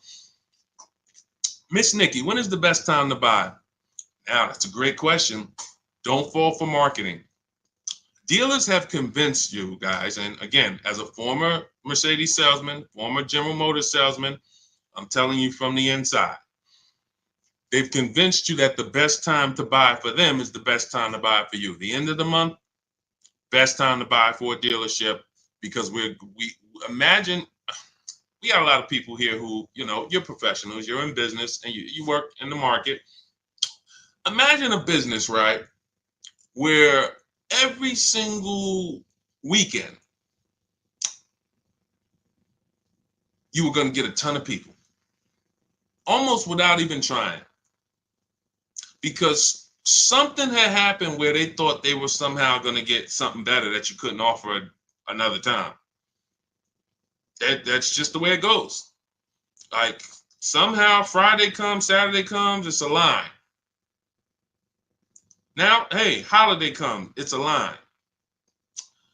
Now, this is great for the dealership, because it's work you don't have to do. You don't have to spend a lot of money on advertising at the end of the month. You don't have to spend money on advertising when it's dead, because you're like, all right, it's nobody in the showroom. We need to get some customers in here. But Miss Nikki, when you ask the best time to buy, let me explain. I want you to lock something in your mind. What a deal is. A deal is when the dealer doesn't really want to make it. A deal is not when a dealer says, send me all your people, I'll give them the same deal. A deal is not when the dealer says, hey, we threw in the floor mats and we threw in a warranty for you. That means they had a lot of money left. A deal is when there's no money left to throw in anything. The deals that I've made that I remember that was so good for the customer, but bad for us as the dealership. Now, I don't mean bad like we lost. I mean bad like we didn't make any money. We didn't want to repeat them. And I've had to tell the customers, listen, my business runs off referrals. I would appreciate if you refer friends and family to me, but do not tell them what you're paying, because I might not be able to repeat this deal. I can't promise you that I could repeat this. We don't want to do another deal like this. We'll do the best we can for them, but we can't repeat this. That's a deal. How do we get those? Whenever you see these people that I named and you see these prices and you see these discounts, Milligan got $27,000 off, Kimberly gets $20,000 off her Maserati. Tiffany Tiffany gets a Mazda. She got $6,500 off. Look, $44,000 Mazda. She saved 15% off the car. Brand new car. Dealers don't want to make these. These are deals. This is why commercials will never be deals. I want y'all to really, really lock these things into your head, because, again, it's smoke and mirrors. It's a fun house. It's a beautiful thing if you own a car dealership. It's a great business because the market's been programmed for decades. It's a fun house. We're going to come in at the end of the month. We're going to come into that. But think about this. Let me ask you a question. Sit up, get to your keyboard. I want to hear answers. When are you more desperate to make a deal? When are you more desperate to take off money and say, look, by any means necessary, I want to sell a car? When the showroom is a zoo and there's 200 people in here and there's balloons and you just ringing the bell, man, how many cars we sold today? 28. Wow, okay. Or when there's no one in the showroom. No one in the showroom, haven't sold a car all day, it's 6 p.m. When are you more desperate? When the showroom's full or empty? Full or empty? Full or empty? Showroom's full or empty? Thank you for Countess. Empty. Empty. Thank you, Nisi. Empty. Kelly. So I can't answer your question properly, Miss Nikki, without giving you the mindset of what a deal really is. And once you see that When they tell you to come is for their benefit. Why would I give you a huge discount when there's two people behind you who want the same car? So I really didn't tell you when the best time to buy is yet, but I told you when the worst time is. It's a gamble. If you're in there and you're looking at a bunch of cars and you got people all around you, could you possibly get a desperate person? But there's no desperation vibes there. There's no desperate energy. There's no, yo, we really need to. And you know how they'll fake it. And unfortunately, and again, I don't mind telling all the dealer secrets because I don't like the industry. I don't like what the industry did. The 20%, we're the 20%. We're the honest people. We care about our customers, but we let the wolves eat the sheep. We let the wolves put grandmothers and single mothers and middle-class families into high payments that they know they couldn't have. People charging them over list price. What happened during the pandemic was criminal. $10,000, $20,000 over list price, $5,000. Those people are buried today. Some of you unfortunately were in that bit. You're buried in your car. You bought a car for 40 grand that today is worth 18. You just bought it 2 years ago and you didn't, you're buried because they overcharged people by 10, 15 grand. That was the final straw for me with what I'm going to actually not hold back from what the industry does. So so that's the worst time to buy. The best time, so you can't control when a dealer's desperate. But when you shop the way I'm telling you to shop, when you use these online processes, whether you do it my way or your way, when you're shopping this way, you want to be positioned for a deal. Let me give you an example about position. You're positioned for when a dealer's desperate. I reached out a couple years ago for my mother's lease. I was shopping for her. She was buying a Mazda CX-5. Now, I reached out in October, 25 dealers. In my book, I use my system, the 25 to 5. That's what everyone who I showed their lease deal or their new car deal, they use the 25 to 5. Connect with 25 dealers. Purchases, leases, doesn't matter. You get big discounts. The best bidder is always going to beat everyone else by thousands of dollars. Now, I reached out in October. I didn't like the deals. I followed up with all the people who had cars in November. Hey, how did the deals look? Didn't like them. Dealer contacted me the beginning of December. Hey, I couldn't get to your number before. Hey, does this car work? I could get to this payment on it. Ooh, great payment. That's better than everybody else. Let's go. Done deal. He was desperate. See, you don't know when a salesman's gonna go, listen, I haven't sold a car all month. It's the 8th of the month. Look, I got one customer. Their offer was low. We didn't take it last month, but hey, can we do that deal now? Like, I need to get something on the books. Position. That's why in my book, I teach you how to have 2 dates. And in all my strategy, you have 2 dates. My as soon as date, that's as soon as I can make a deal. My no later than date. And when we reach out to dealers, I have a template. You use all my templates, copy and paste when you reach out to dealers on new cars and leases. Used cars is a different process. It's all online marketplaces. But when we connect with 25 dealers, you're using my templates. And one of the things we tell them is, I can buy a car as soon as today, but I don't need a car until this day. Spring. You might say, Deshaun, I don't need a car until next summer. That's really when I want to get it, but I can do it now, but I can wait till next summer. That's called leverage. Why? Because you have options. I can order a car. I can wait and watch the deals over a couple months. Like I just told you I did, 3 months, the 3rd month, the best deal came. So when a dealer knows that, see, what they're dealing with is people walking in, no strategy. I need a car this weekend. Cha-ching. Oh man, I've been to several dealerships. Nobody has a car. Oh man, I see you have one. Cha-ching, you're going to pay more for that. Thanks for telling me that information. This is how everything you say is being used against you. That's why when you use the car from home process, you're not talking. I'm never going to arm you. Remember the people, you might have used it. The scripts online, Google, download these scripts. What to say to a car salesman? Don't tell them you have a trade-in. None of that stuff works. That doesn't work. You don't think people know about that stuff? So that you can't, you're dealing with someone who negotiates 3 times a day, 5 days a week on cars. You might negotiate 3 times a day, 5 days a week, office equipment. So the point is, when you are positioned, when you're positioned, which means, I'm not always going to wait till the last minute to start to enter the market. You've been trained to just wait until you need a car to enter the market. I'm telling you that you might be in an emergency now. Look, if you're in an emergency now, you look at somebody like Ansley. Ansley started the process and he did it in 3 days. Got a 1% lease. He said 1 car down, 2 more to go. He's paying. He got a 2024 QX60, $58,000 car, $554 a month, first payment down, which is a no money down lease deal. $554, $58,000 vehicle. That's under 1%. He said, look, I started the process Saturday. I accepted a deal Monday. I told you, our process is a few hours. When you get good, it'll be 90 minutes to 2 hours. You can get any car. But in the beginning, first time, it's going to take you 3 hours, maybe 4. But the point is, positioning is where you want to be.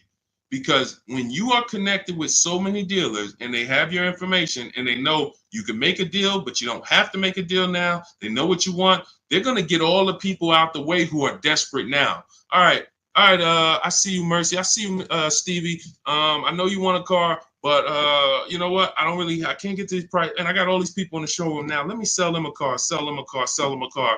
All right, let me sell them a car. They're not getting good deals, but look, let me just sell them. But they're right here. This is like low-hanging fruit. I see you, Stevie, but you said you don't need a car until later spring. I might make a deal with you, next week or next month. But right now, let me get to these people. Now, all of these people start going. Now, they're looking for people. Man, I ain't got nobody else to sell. Oh, Stevie. Man, I need a deal. All right, see, they can't give you the same deal they're giving all these other people that's in there with the desperate energy. They're gonna give you the, hey, listen, Stevie, and it's not a phone call. I know I'm simulating a phone. We don't talk to dealers. We don't talk on the phone. In fact, one of the things I do when you get my book is we actually set up a shopping phone number, Google Voice, send it to voicemail, so we never talk to dealership. Again, this is a McDonald's system for car buying.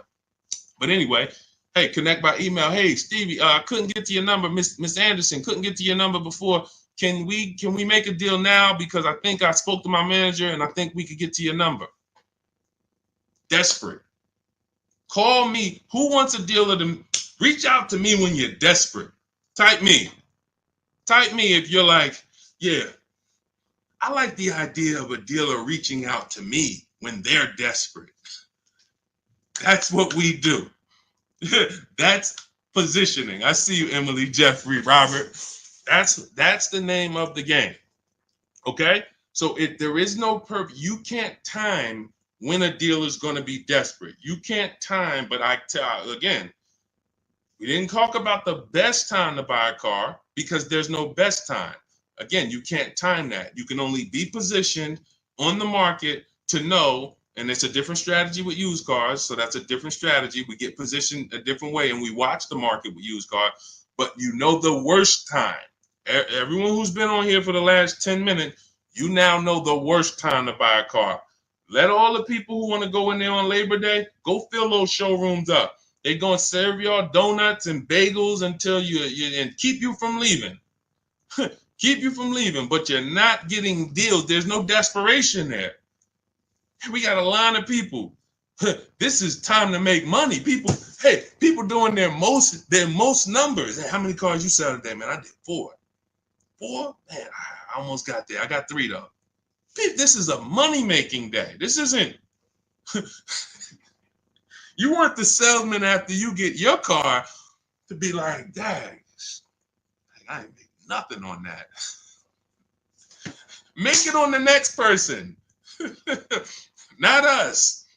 So this is all what Cars from Home is about. My new digital book, Cars from Home, 7 Steps of Saving Time, Money, and Avoiding Dealerships, teaches you my exact system on how to get below market leases, below market used cars, below market new cars, step by step. I walk you through a 7-step process. Step 7 is delivery. And it's front to back. Everything's accounted for. There's no guesswork. You're not coming up with your own ideas. You bring your goals. You use our strategy. You don't need to bring me your strategy. Leave your strategy out there. Bring me your goals. Deshaun, I want this used car. Okay, use this system. I want to lease this. Use this system. And we can even talk about the stuff selling leases. Selling leases. A lot of people didn't know you could sell leases. That's all. So there's stuff in there. You're gonna be like, whoa, what are you talking about? I could sell. I might be able to make money on this lease. That's a bonus. You mean to tell me I might get a bonus out of this? I could sell this. So all in there step by step. But you can get your copy for it's normally $97. You can get your copy for $24, which is 75% off. That's my welcome offer. If you get to my TikTok bio, the link, my Instagram bio, the YouTube comments, or the Facebook comments before 30 minutes. That welcome offer is only for 30 minutes. Once that timer hits 0, the price does go back up to $97. It's worth every penny at $97, but 24 is better. So get there, get your book, and after you pay, be sure you screenshot the thank you page. You're going to see on that thank you page is the link to open the book. It says it right there. Click below to open the book in case you want to save it to your phone or your computer. I also email you a copy, but sometimes people type their emails wrong. So also on that page is my support team's email. In case you don't see that email hit your the book hit your email, you typed your email incorrectly. Happens all the time. Email my support team and we'll get you your copy over. So, all right, go get your book and then come on back to the stream before the timer hits 0. Go ahead, Dolan. Mike, what does certified mean on a used car? Great question. Also, how do I negotiate with CarMax no haggling policy? You can't. As far as I know, CarMax does not negotiate. So let's talk about your first question. Certified. Certified is a process of restoring a vehicle that is used to as close to new as possible when it comes to the components. So there's a full checklist of things that the service department is going to do on the car, everything from the windshield wipers to some certified standards. They even repair the upholstery to, just electronics. They're checking. Everything has been checked to make sure that it is of a certain quality. Here's what it does not protect against: previous owners' incompetence or lack of maintenance. So somebody connected with me the other day. They asked me, this is in my private group. I have a private group, so I don't answer private questions. If I'm not answering a question on stream, I can't do DMs. I can't do emails. But they were looking at this car and said, this car, one of the things that is a non-negotiable, remember this. If you have my book, you don't need to remember this. But non-negotiable when buying any used car, service records. We must see a Carfax.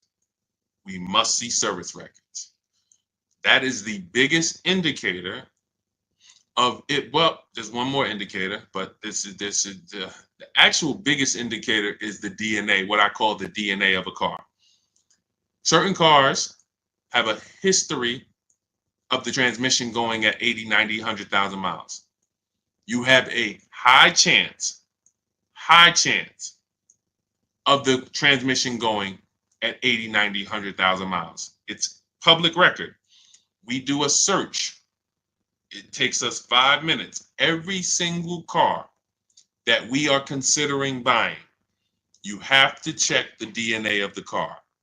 With this search, we go to Google, we type in the year, make, model, initial quality, year, make, model, reliability, year, make, model, longevity. If we're buying, if we're leasing, we don't need to check. We don't need to check longevity.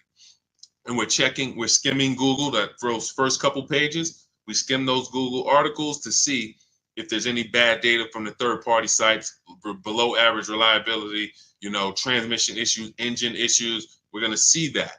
Now, what we did, that's the checking the DNA. You can't change the DNA of the car. You cannot take a car that has a history of electric problems and change that. Now, you might get lucky and say, wow, I didn't have any. But when it happens, You cannot be mad. It's built. It's the way the car is made. It's not. It wasn't your fault. What did I do? I took care of it. I maintained it. I changed the oil. I changed the brake fluid. That's the DNA of the car. So once we check that, now we move into our when we actually, now we've decided this car has good DNA. Now let's find the best one. Now that's when we're going to service records, because the car has good DNA. But if an owner did not maintain that car and they can prove it to you, that is not a risk I'm ever going to take. Hey, but I changed the oil myself, man. You know, it's not on the Carfax. I changed the oil myself. I'm sorry. That is not a risk I'm going to take. Because if you did not maintain this car properly, I can't be mad when something happens to it. So that is one of the biggest things that we look for. And they can certify a car, Mike, and it has very limited maintenance history. So you might think, oh, it's certified, it got to be good. If you look at that Carfax and you see serviced at 5,000 miles, 10,000 miles, 30,000 miles, there's a gap there. Wait a minute, what happened between 10,000 and 30,000? Where are the service records? I would never get that car. I don't know. Yet 20,000 miles. Maybe they did change the oil. Maybe they didn't report it, even though places like Jiffy Lube and Anco, small spots, they report. But maybe they didn't. I don't know what happened. And because I don't know what happened, for that reason, I'm out. So, and in terms of CarMax, guys, you're overpaying from CarMax if you're buying exclusively from them. You are overpaying. And I'm going to tell you why. CarMax has a history, so does Carvana, of paying more money than anyone to buy their cars. That's why in 2021, I began to teach people how to do the equity assessment, where we were selling our cars to CarMax, Carvana, Kelley's Blue Book Instant dealers through Kelley's Blue Book Instant Cash Offer. This is our equity assessment process. We haven't really talked about it much in this stream, but step 2 of our process in my book is the equity assessment. This is when we find out the most money we can get for our current car or our lease if we're selling it. Once we get those 6 offers, that's going to tell us the highest value on the market for our cars. And these are cash offers. These are not like Facebook Marketplace people. These are companies you literally go, they look at the car, they inspect it, they come out, they give you a check. So we get those 6 offers. CarMax has historically been one of the people who pays the highest. They don't always win. And again, that's why we get 6 offers. So it's no way CarMax is always going. Sometimes it's Driveway. These are the 6 companies. Write these down. If you don't have my book, write this down. The 6 companies that you should get offers from are CarMax, Carvana, Driveway. CarMax, Carvana, Driveway. That's 3 online used car buyers. They operate a special system. They only sell used cars. The next 3 are websites that connect you with a local dealer to get a bid online. And that's Car Guru, Sell My Car, AutoNation, and Kelley's Blue Book Instant Cash Offer. So we're getting 3 offers from dealers. We're getting 3 offers from the biggest online buyers in the country. 6 offers. CarMax historically is going to win a lot of those bids, which means they're paying more than anyone for their inventory. What does that mean when they go to sell it? Simple economics. You can't buy high and then sell low. You're out of business. So what they're depending on, Mike, is people like, I'm not going to say like you, even though you're asking exclusively at CarMax, seem like you're locked in onto a car at CarMax. And you probably want to haggle because the price is high. If you looked on other websites, in my book, I teach you how to look on 8 marketplaces. 8. AutoTrader, Cars.com, Car Gurus, Carfax. CarMax is on there. Carvana's on there. Driveway's on there. eBay Motors is on there. But CarMax is not exclusively on there because they're going to lose most of the time. And when we shop our markets, what we've seen historically is every car we look at, CarMax is usually not going to win. Sometimes they will, but most times they are not because they pay too much for their cars. So it's no point, and they don't negotiate. And in fact, now that you kind of know this, you understand they can't negotiate. If I paid this much money for this car, I got to sell it for more. I can't lose. So anyway, that's why we never exclusively buy from anyone. Everything we do is a bidding process. Everything we do, someone won. And that's what I want you to experience. I want you to, when you buy a car, when you get a loan, when you sell your car, not trade. If CarMax bought my Jeep in 20, when did I sell it? 2021. I sold my Jeep. They paid a ridiculous amount of money. They sold that Jeep to someone. They paid me at that time. It doesn't matter. It was a whole lot of money, but they won. They weren't the only offer I got. They won the bid. All the other companies lost. When I leased the vehicle from my mother, they won the bid. Everyone that I showed you so far on this stream, Ansley, the dealer he got this Infiniti from won the bid. He got multiple offers. This dealership won. Jen, when she got her Honda, that dealership won. Tasha, when she got this pre-owned Lexus, the dealership who had this pre-owned Lexus, not even 1 year old, $9,000 off, that dealership won. Where a dealership has to win, and when you start using our process, and again, if you want to try to do this your way, I don't care. Just get bids. Make sure that when you are buying something, you think about what I said about the Prego and ShopRite and Pathmark and Stop and Shop. You can walk into Stop and Shop, see Prego spaghetti sauce, $4.99. You go into Stop and Shop, same Prego, $5.99. You go into Pathmark, it's on sale today, $2.99. Same exact product, the garden vegetable. What's the difference? Where it's being sold from. So that's how you have to view the car market. That Nissan I'm looking at, you have it for one price. What is the dealer who has it? What does he have it for? What does he have it for? What does she have it for? And that's when you're going to win. That's when you're going to see. You've got to prove this to yourself. And that's what our entire system is about. Everything we buy, someone won a bid. That's why you could be a horrible negotiator. You're going to win with us because you're not negotiating for a deal. Essentially, all these people are negotiating with each other. So that's to answer your question, Mike. You learned about certified, and you learned why I would never exclusively be buying from CarMax. All right? Go ahead, Dolan. All right. Can we still negotiate in today's market, or is it more shopping online and choosing the best one? No. This is. And look, I never want to assume. I know a couple of you are still. All right. Let's just take this was a sweet question. Somebody just came onto the stream. They asked, "Can we still negotiate in today's market, or is it more shopping online and choosing the best one?" Now, let me say, let's say I'm a very nice car salesman. I consider myself to be a nice guy, but here's the thing: I could be a wolf. So the wolves can be nice guys and nice women. Sharks. Literally take your head off. Look, send you down the road with a smile, and look at the money that the dealership made. Man, we made $11,000 off. Our commission's $1,500. The reason I'm saying that is because if you walk in and a nice person can get you to ask them that question. Hey, let me ask you.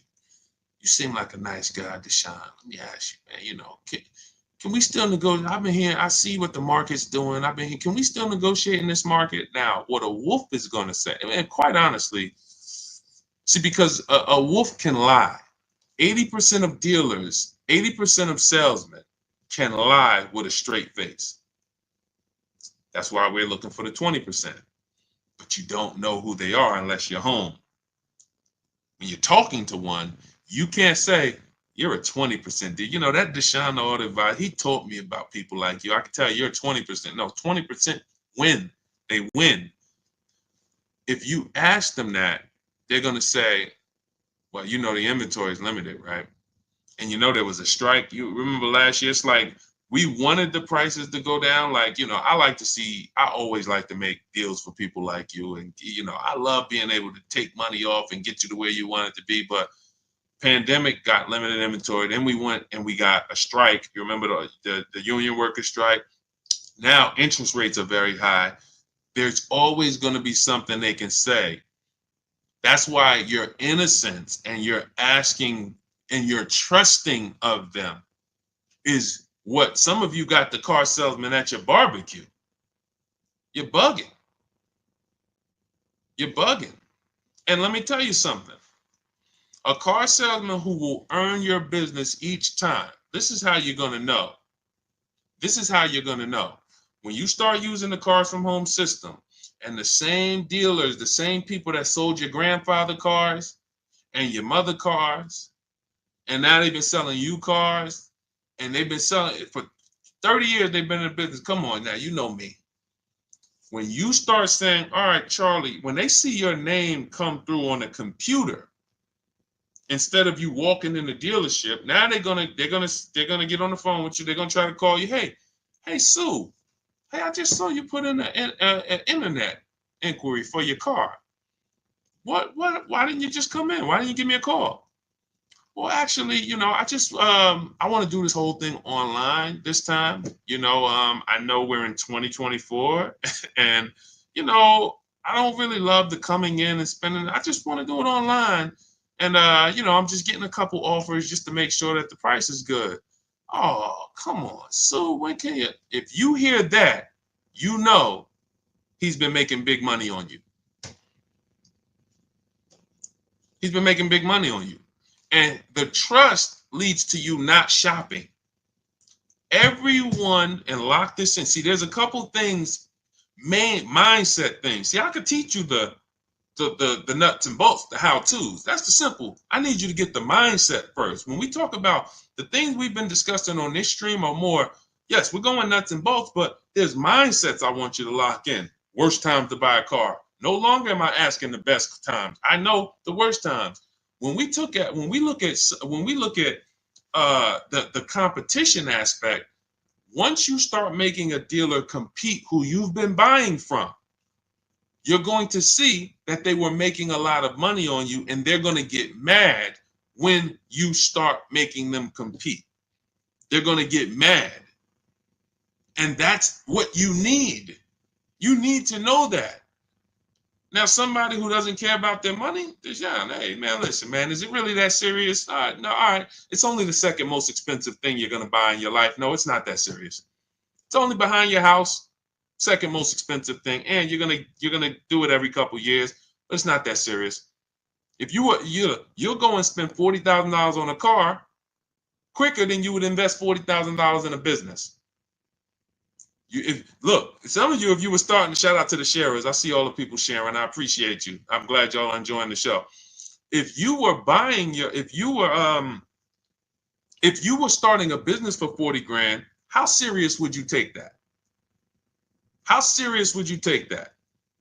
You got lawyers, you have business consultants. You're going to be like, you're praying, Lord, is this the right thing to do? I don't want to make the wrong decision. This is same 40,000, but we're going to make a $40,000 decision on a car like that. If we were talking right now on this stream about investing 40 grand and protecting, if I was a business consultant, I'm like, hey guys, you're about to invest 40,000, 60,000, 100,000 in a business. Let's make sure you have what you need to protect that so that you don't lose it. People be locked in. Yeah, I can't lose my money. We talk about cars. It's like, Sean, is it really serious, man? This sounds like you're making cars. Now, this is the easy way because, again, that's programming. That's all that is programming. Why do you think, look, all you see around me is what? Unlearn, right? Unlearn. Because once it clicks that, I do things with cars that I don't do with other things. Why do I go out and get a $50,000 car in a weekend? Why do I do that and not do real due diligence and shop the market and move the way I would do with anything else? It's programming. That's why if you own the car dealership, the last thing you want is somebody changing. Don't change anything, y'all. Keep this register rolling. Welcome, guys, at the end of the month. You came at the right time. All of that. You don't want it to change. So my goal is to break that programming, get you to see how much money you've lost. We can't think about it. A lot of money been lost by you not having shopping strategy. No problem. Now let's get that money back. Let's make it up. My next deal, not only am I going to save a ton of money, I'm going to enjoy it because I'm doing it from home. But absolutely, we can negotiate in today's market, but we don't negotiate one-to-one. We negotiate one-to-many. One-to-many. That's called getting bids. That's the name of the game. And you can see the money that you can save and that you will save on every single car from now on is going to blow your mind. And you'll be like, look, I think, who was it that says Teddy? Teddy said, look, I will never, this post is a bit wordy, but I'm too pumped. I will repeat, never lease another vehicle any other way. Now, if he had bought it, he would have just bought. This is the same system for new cars and leases. Multiple dealers, 25-5. Look, he said, from start to finish, this deal took 6 days. I contacted 25 dealers in 4 nearby states. Look, closed on a 2024 BMW i4 M50, $73,000 vehicle. His payments $856. $73,000 vehicle that would normally be about $1,500. That's about $1,500 a month on a 5-year loan. He gets it for $856. Now, the dealer's initial offer came in at $937. He's paying $856. In my book, I have a calculator where you type it in. It sends you counter offers. I told you, it's a McDonald's system. My book is a McDonald's system. But here's the part I want. This is the most important part of why I'm showing you this. Look, if you're on YouTube, Instagram, or Facebook, you can see this. My highest offer during this process from a different dealer was $1,123 a month. Think about the Prego, Pathmark, Stop and Shop, ShopRite. Prego spaghetti sauce there, it's $1, $2, $3 difference. Cars, $2,000 difference, $10,000 difference, $8,000 difference from store to store. But here's another thing.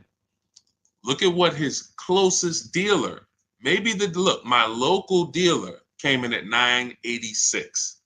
That's Charlie. That's Charlie that been buying cars from. Look down the street. I'm 20 minutes away from you. What do you mean you want to shop around? Come on, how many years you been buying cars? His closest dealer, $986.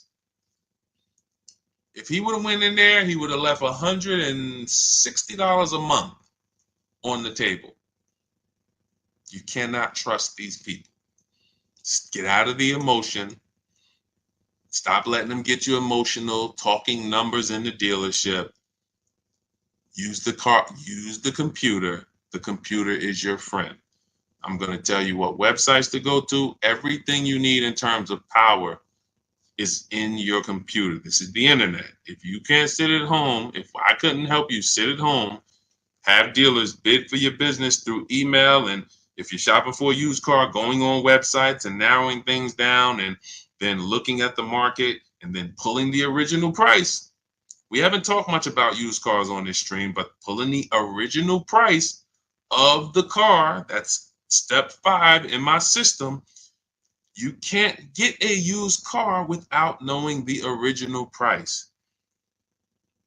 Let me say that. See, I'm also answering a lot of questions too. See, the reason why I do this too is because I see we'll have daggone 30 questions waiting, right? But I know as I go over some of this, people are like, oh yeah, that was my question. Oh, that was a question I was going to ask. I narrowed my search down on my used Infiniti truck. I bought it about 2 years ago. It was 3 years old when I bought it. So I use in my book for my used car strategy, you're going to follow what's called the multiple marketplace strategy. We're looking at every marketplace for a used car. We hit a little bit about that earlier with Mike. He was asking about CarMax. You never want to shop one used car marketplace for a number of reasons. That's like you just going to Walmart and not shopping at Amazon, not checking Amazon, not checking Best Buy. You're about to buy a expensive item. So when I narrowed it down, one of the things I noticed, and I never saw this before, but I knew it could happen. One vehicle that I was looking at on Carfax had a different price on cars.com. Now, I know how that happened because being in the dealership, when we update pricing on a used car, it doesn't hit every website the same time. So one of the things I'm big on, and I made a video about it, is you never negotiate on a car without seeing it online. So if you're looking at a car on the showroom and they don't have a price on it, that's a tactic. Never even negotiate on that. When you see a used car and there's no price listed, it's not online, don't negotiate on it because it's a tactic. We can make up a price and they'll just start, negotiating off a made up price. So, but I knew that they lowered the price, but it didn't hit this website yet. It hit this one first. That was showing 32, but this one was still up at 34. So I was like, oh, that's interesting. So if the person only shopped on cars.com, they're going to see the 34 price, right? Makes sense? Type $ if that makes sense. This is the reason why we always want to shop multiple marketplaces. One of the reasons. Now, when we narrowed this thing down, a lot of you end up with your top choices on a used car, right? It's pretty much what everybody does. You look, okay, I like these 4. That's where I was with the Infiniti. How you make your decision is very different than how I teach you to make the decision, because you usually just go with your gut or something like that. All right, well, these all look good. They got similar miles. Boom, pictures look good. All right, let me go see this one. Let me tell you why that's the bad choice. I got 4 Infiniti trucks. I'm looking at them. They're all white. I can see they're all similar miles. Lowest one's miles was 26,000. Highest one's miles was, what's up, Alex Barty? Maybe 36, 38, maybe. They're all in a mileage range that I liked, right? They're all white. And I'm like, okay. First thing we do is verify fees.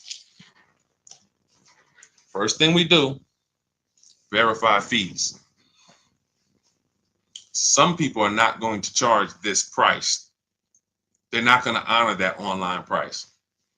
Who's gotten to a dealership, they saw a price online, price looked good, they get in their car, you get in your car, you drove all the way there.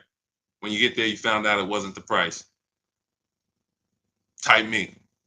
I would tell you, if you're on your phone, type the mad emoji, because that just pisses you off. It's a waste of time. Last weekend, somebody just experienced that. Saw the price online, price looked good, got in the car, hey, I saw this car price online. You get to the dealership, that wasn't the price. Right? Look, all right, now we got the mad emojis coming in. That happens because they had no intention to sell the car for that. And it's based on, first of all, never do that again. Okay? Never do that again. And because that's why they do it. As long as people keep coming, they're going to keep doing that. So here's what we do. We always verify fees. Call, hey, may I speak to a manager? Hey, I see a car here. Just want to verify, besides the price online, what fees do you charge? Tax, title, DMV. Sounds good. Tax, title, motor vehicle fees. I'm sorry, tax, documentation fee, motor vehicle fees. Those are the 3 real fees. Every dealership I worked at for 14 years, those are the 3 fees. Never had a dealer. There are dealers that just make up fees. Prep fee, marketing fee, internet fee, all of these fees, LoJack fee.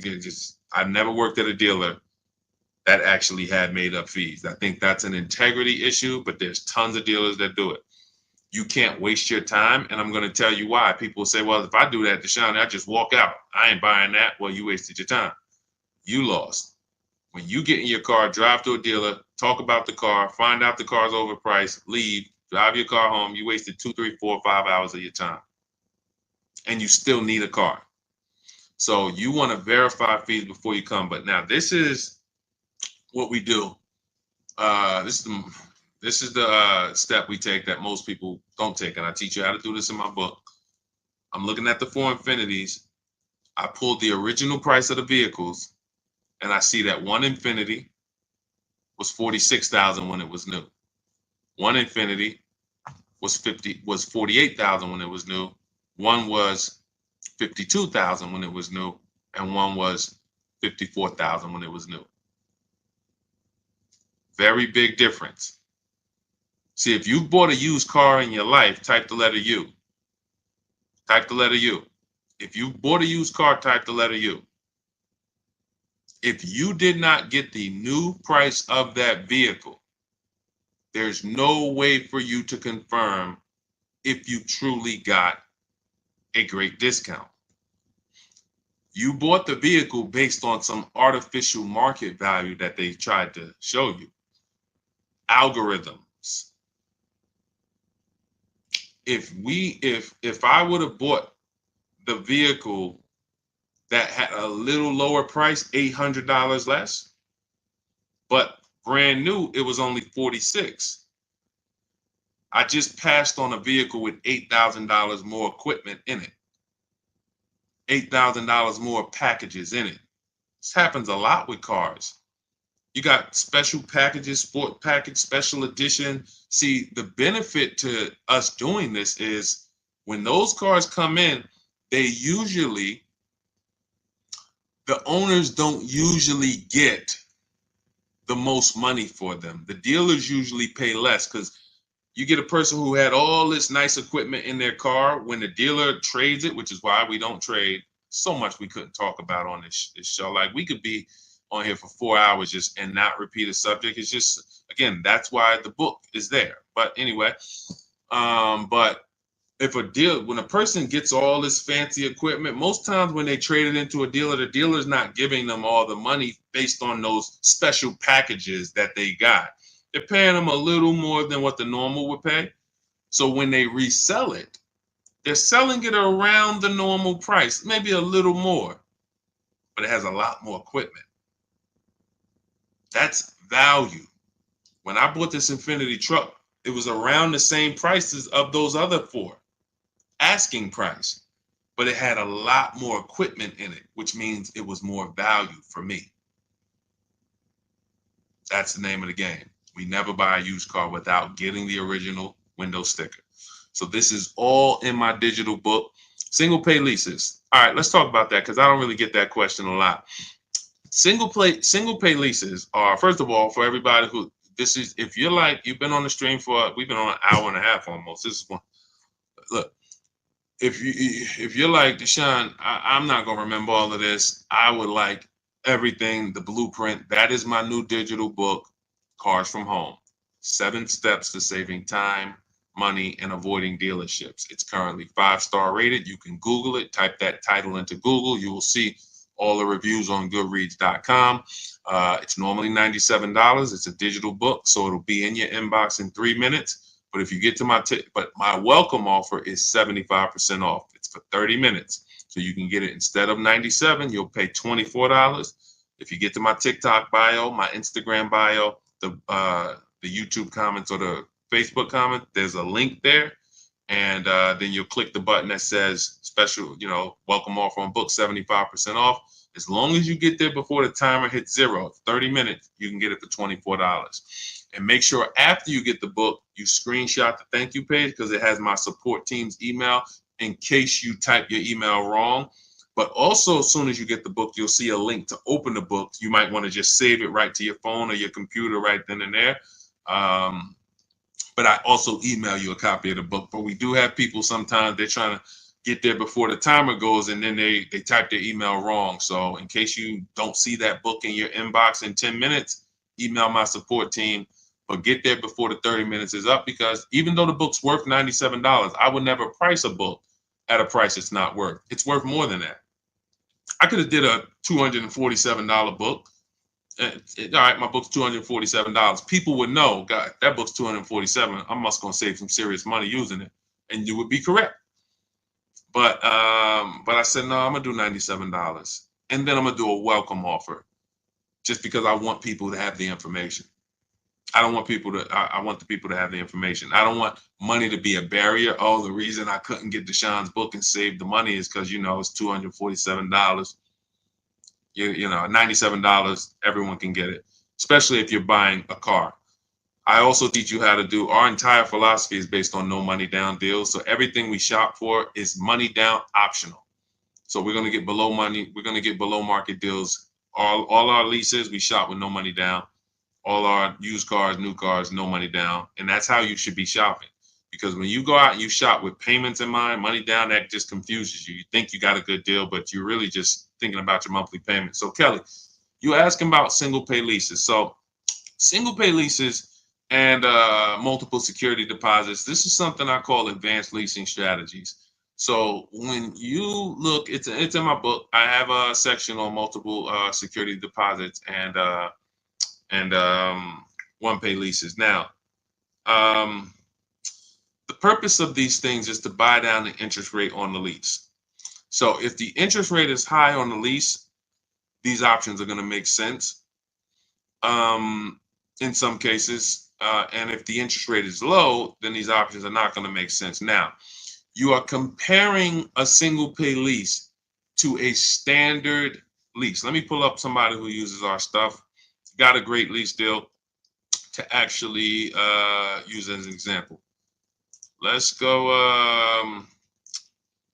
Oh, you know what? Oh, I actually have somebody who I taught who got a single pay lease. Where is Rosalie? Hold on.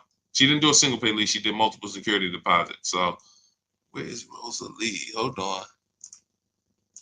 Okay, because I don't get this question a lot. This question, the reason it's advanced is because everyone doesn't have the additional disposable income to support a multiple security deposit scenario or a single pay lease option. So now, Rosalie, let me read her post. 2024 Infiniti QX60, MSRP $59,975. Said reached out to several of the lowest. Hold on. She's so excited because Rosalie was a negotiator. So when she started using bidding in Mail Live Easy, she wrote this long post. Hold on. All right. Where's her payment? $592. So her payment's $592 on a $59,000 vehicle. That's a 1% lease, right? So she inquired about multiple security deposits. Multiple security deposits allowed her to now. Well, let me do this because this is some advanced teaching. Again, this is not for everybody, but I do want people. I worked for Mercedes for years. We always had to have one pay leases and multiple security deposits ready because we had a lot of people who was considering these things. So here's how you consider it. She would be looking at her standard lease deal, $592 a month, $59,000 vehicle, one pay lease. Add up, what am I paying over 3 years? $592 a month. What am I paying over 3 years? Over 3 years, $21,000 to drive a $60,000 vehicle, not even including the taxes. This does include the taxes. $21,000 to drive a vehicle for 3 years. Now, work me up a multiple security deposit option. Multiple security deposit option, $5,400 she puts down. Monthly payment reduces to $493. Okay, so I'm going to let you hold $5,400. You are going to now use that for 3 years. I get it back at the end of the lease. This is the same thing with a one pay lease. You're paying all this money up front. They're holding that. They're going to invest it. It's their money for 3 years, but it's in the contract. It comes back to you after. Now, $493. Now, she's giving them $5,400 and her payment's going down from $592 to $493. Let's call that $100. So $100 a month times 36 months, $3,600. So in exchange for me letting you hold $5,400, this is what I'm getting back in terms of net money. This is what I'm saving. See, because if I don't do this, now I'm paying $592 a month. $592 is more than $493. So if I let you hold this, I actually get this back. Now I have an advanced leasing calculator where, if you get my book, if you have my book, because again, these things are proprietary. Like these are our intellectual property. These are our proprietary things. These are the things my members use in Cars from Home that shop with me. I have a calculator I invented that you put the first offer in, and then you put the one pay offer in, and it tells you if it's worth doing. It tells you the return. You're comparing the return. That's all that matters. With a multiple security deposit scenario or a one pay lease, how much am I getting for letting you use my money? How much net money am I saving for letting you use my money for 3 years? And that's how you view it. Now, in some cases, it doesn't make sense. You'll see, all right, my payment's only dropping by $20 a month for letting you use almost $5,500. That doesn't make financial sense. That's how you weigh it. That's how you weigh it. Great stuff. I don't get to talk about that much, but I'm glad you asked that. So, yes, you will get that money back at the end of the lease. Absolutely. But you're comparing the return. You need to shop the original offer first and then look at what is my offer with it. Oh, you bought the book this morning. Okay, so do me a favor. Send me an email to the book, to the link you got. Do me a favor, because who will see this? If you send an email back to that book, then Sandra should see it, and just say Deshaun told me reach out for the advanced leasing calculator. Because again, I don't think I have it in my book. It's in my class. I have an online class where I teach this, but just send an email to the same email that you got the book, and I'll send you the link. And then all you do is just get your offers and then get the offers afterwards with the one pay lease, and then just put them into the calculator, and then it'll tell you if it makes sense to do. Okay, a lot of stuff that I've made, I just wait till y'all see what's coming.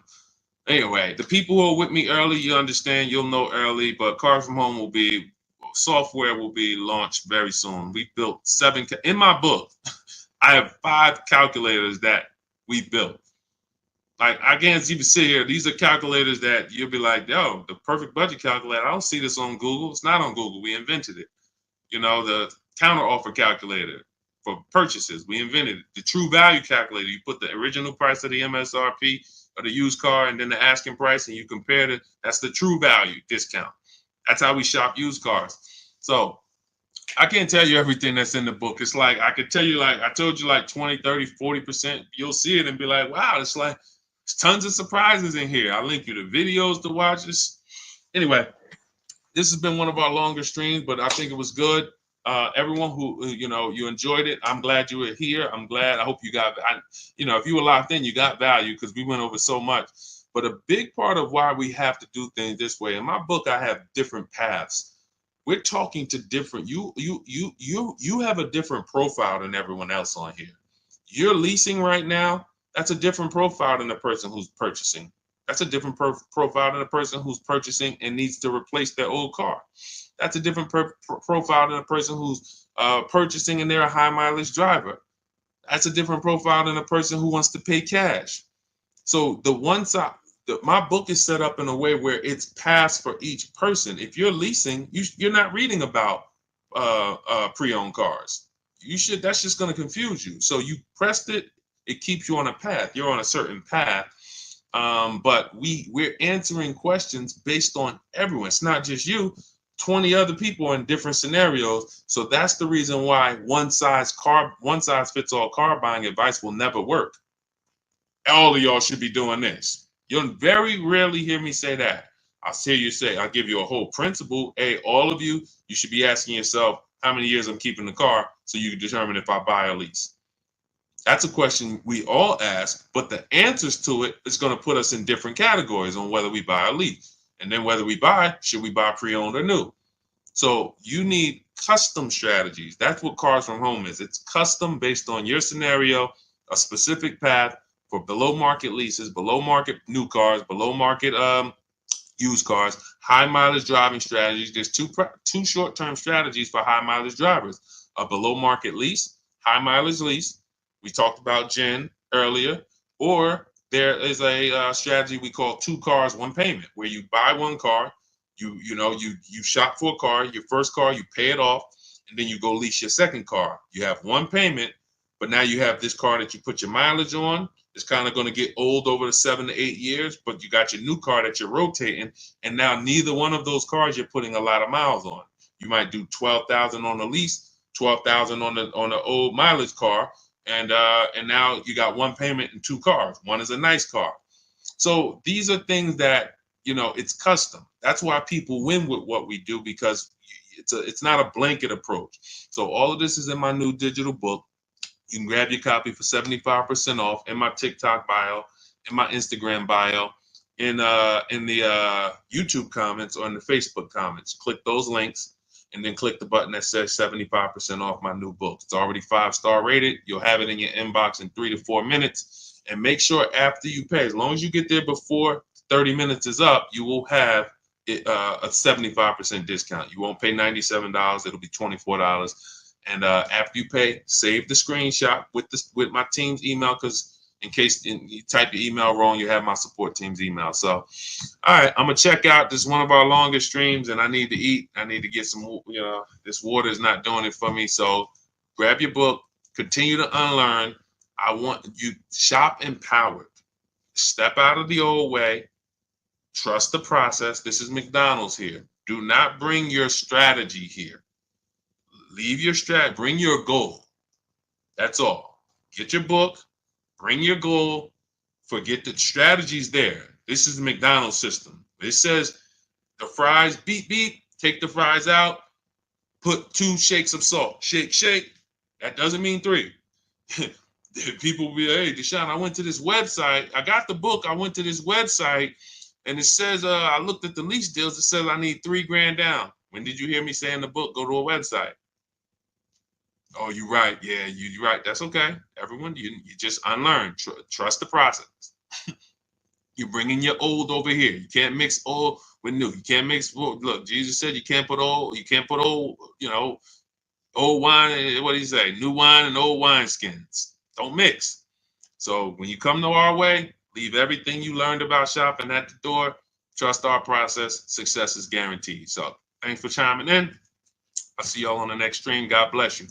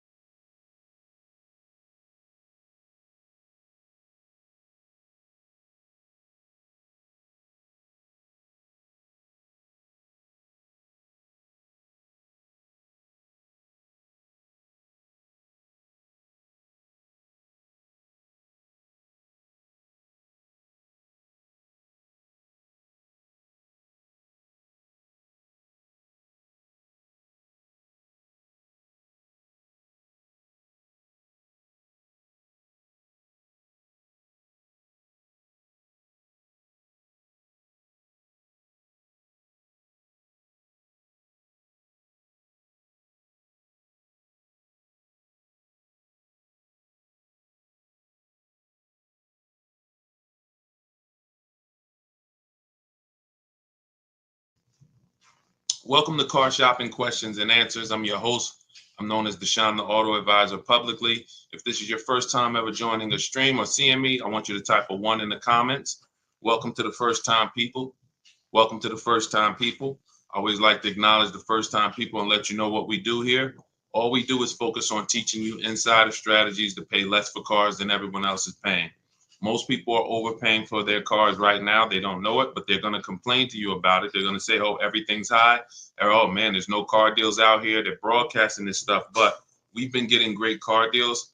I've been getting them since, I'm from the car business, but I've been helping people get great car deals since 2021. Through the pandemic, there's always a below market. And that's what you have to realize. I don't care what the market's doing. When the market's high, there's a below market price. Market comes down, there's a below market price. There's three prices that you can pay for any car. Any car you choose, there's three prices. Market value, that's what most people are paying, and that's what people negotiate. Negotiators pay market value. They'll drive down trying to fill for the bottom and try to get the best deal.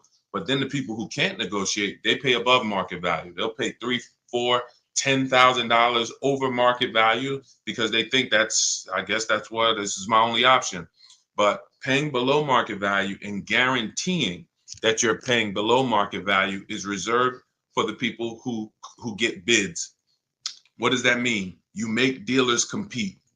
When you make dealers compete, you start buying cars like you buy everything else in life. Everything you do in life, most of it, you're actually making people compete for your business. When you go into the grocery store, you don't just walk in and pick up one spaghetti sauce. You look around. You're looking at all the brands. You're looking at all the prices. You do it in a split second. If you needed a television, you don't just walk into Best Buy and pick up the first 80-inch television set you see. You look at Best Buy, Walmart, Amazon. You're looking at tons of sellers in minutes. That's what we do with cars here at Cars From Home. Everything we do is about competition and driving down prices through competition. So this entire show is going to be sponsored by my new digital book. It's called Cars From Home, 7 Steps to Saving Time, Money, and Avoiding Dealerships. You can get a copy as part of my welcome offer to you for 75% off. The book's normally $97. It's worth every penny. You can Google it. It's 5 stars.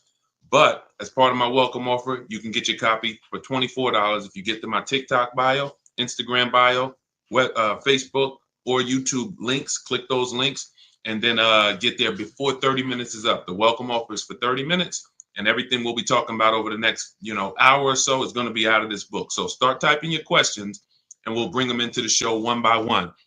Now, the reason why you need a process, as we start getting questions, the more first, as soon as we start getting questions, Dolan, you can bring in the first question. Until then, I'm going to lay out this 7-step system.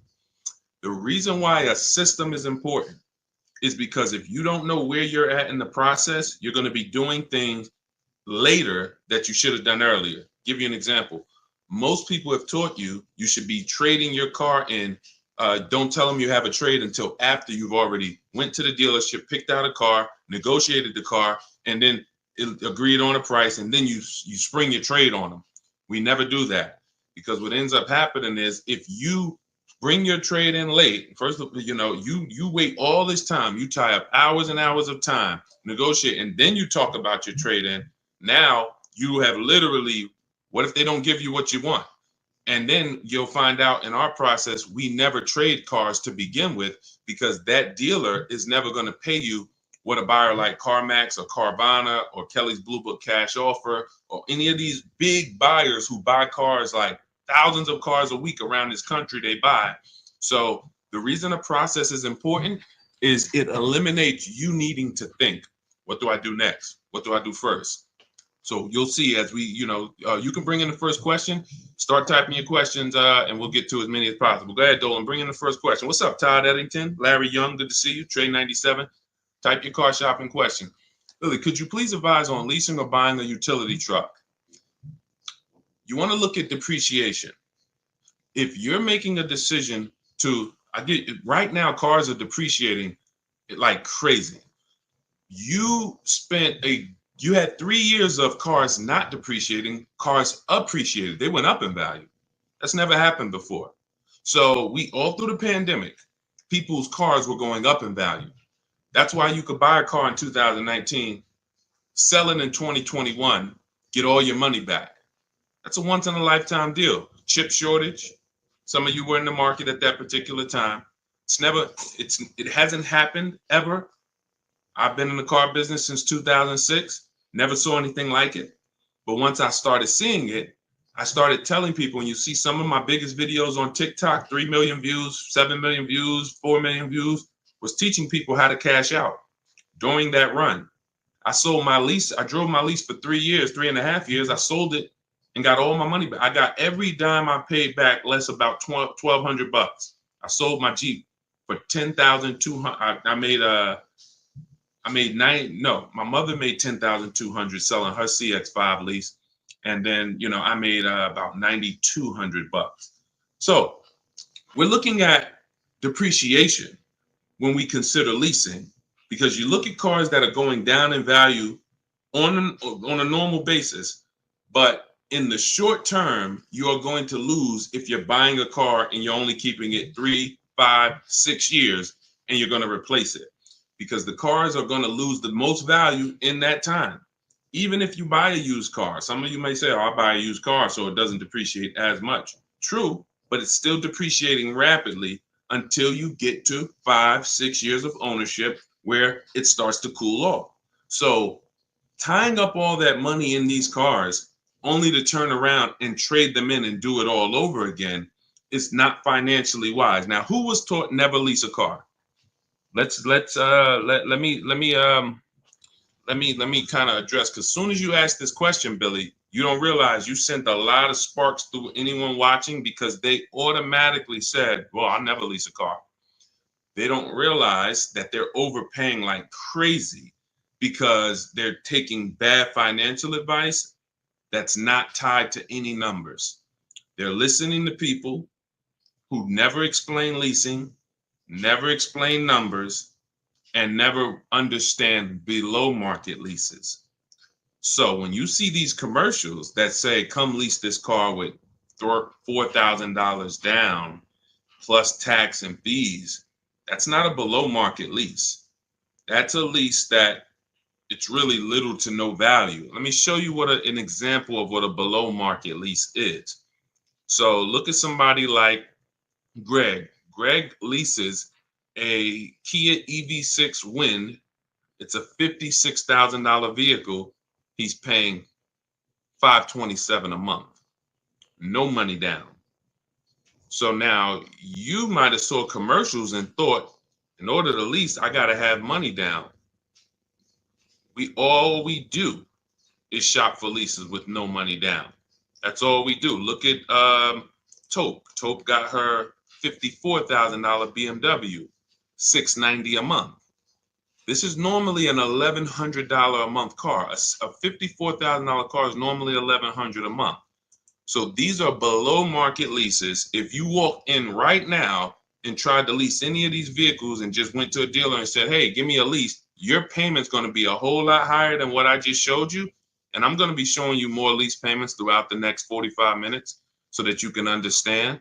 If you walk into a dealer and say, get me here, they're going to say, oh, no, that's ridiculous. You need $3,000 down and this and that, because they're offering you a market value lease or an above market value lease.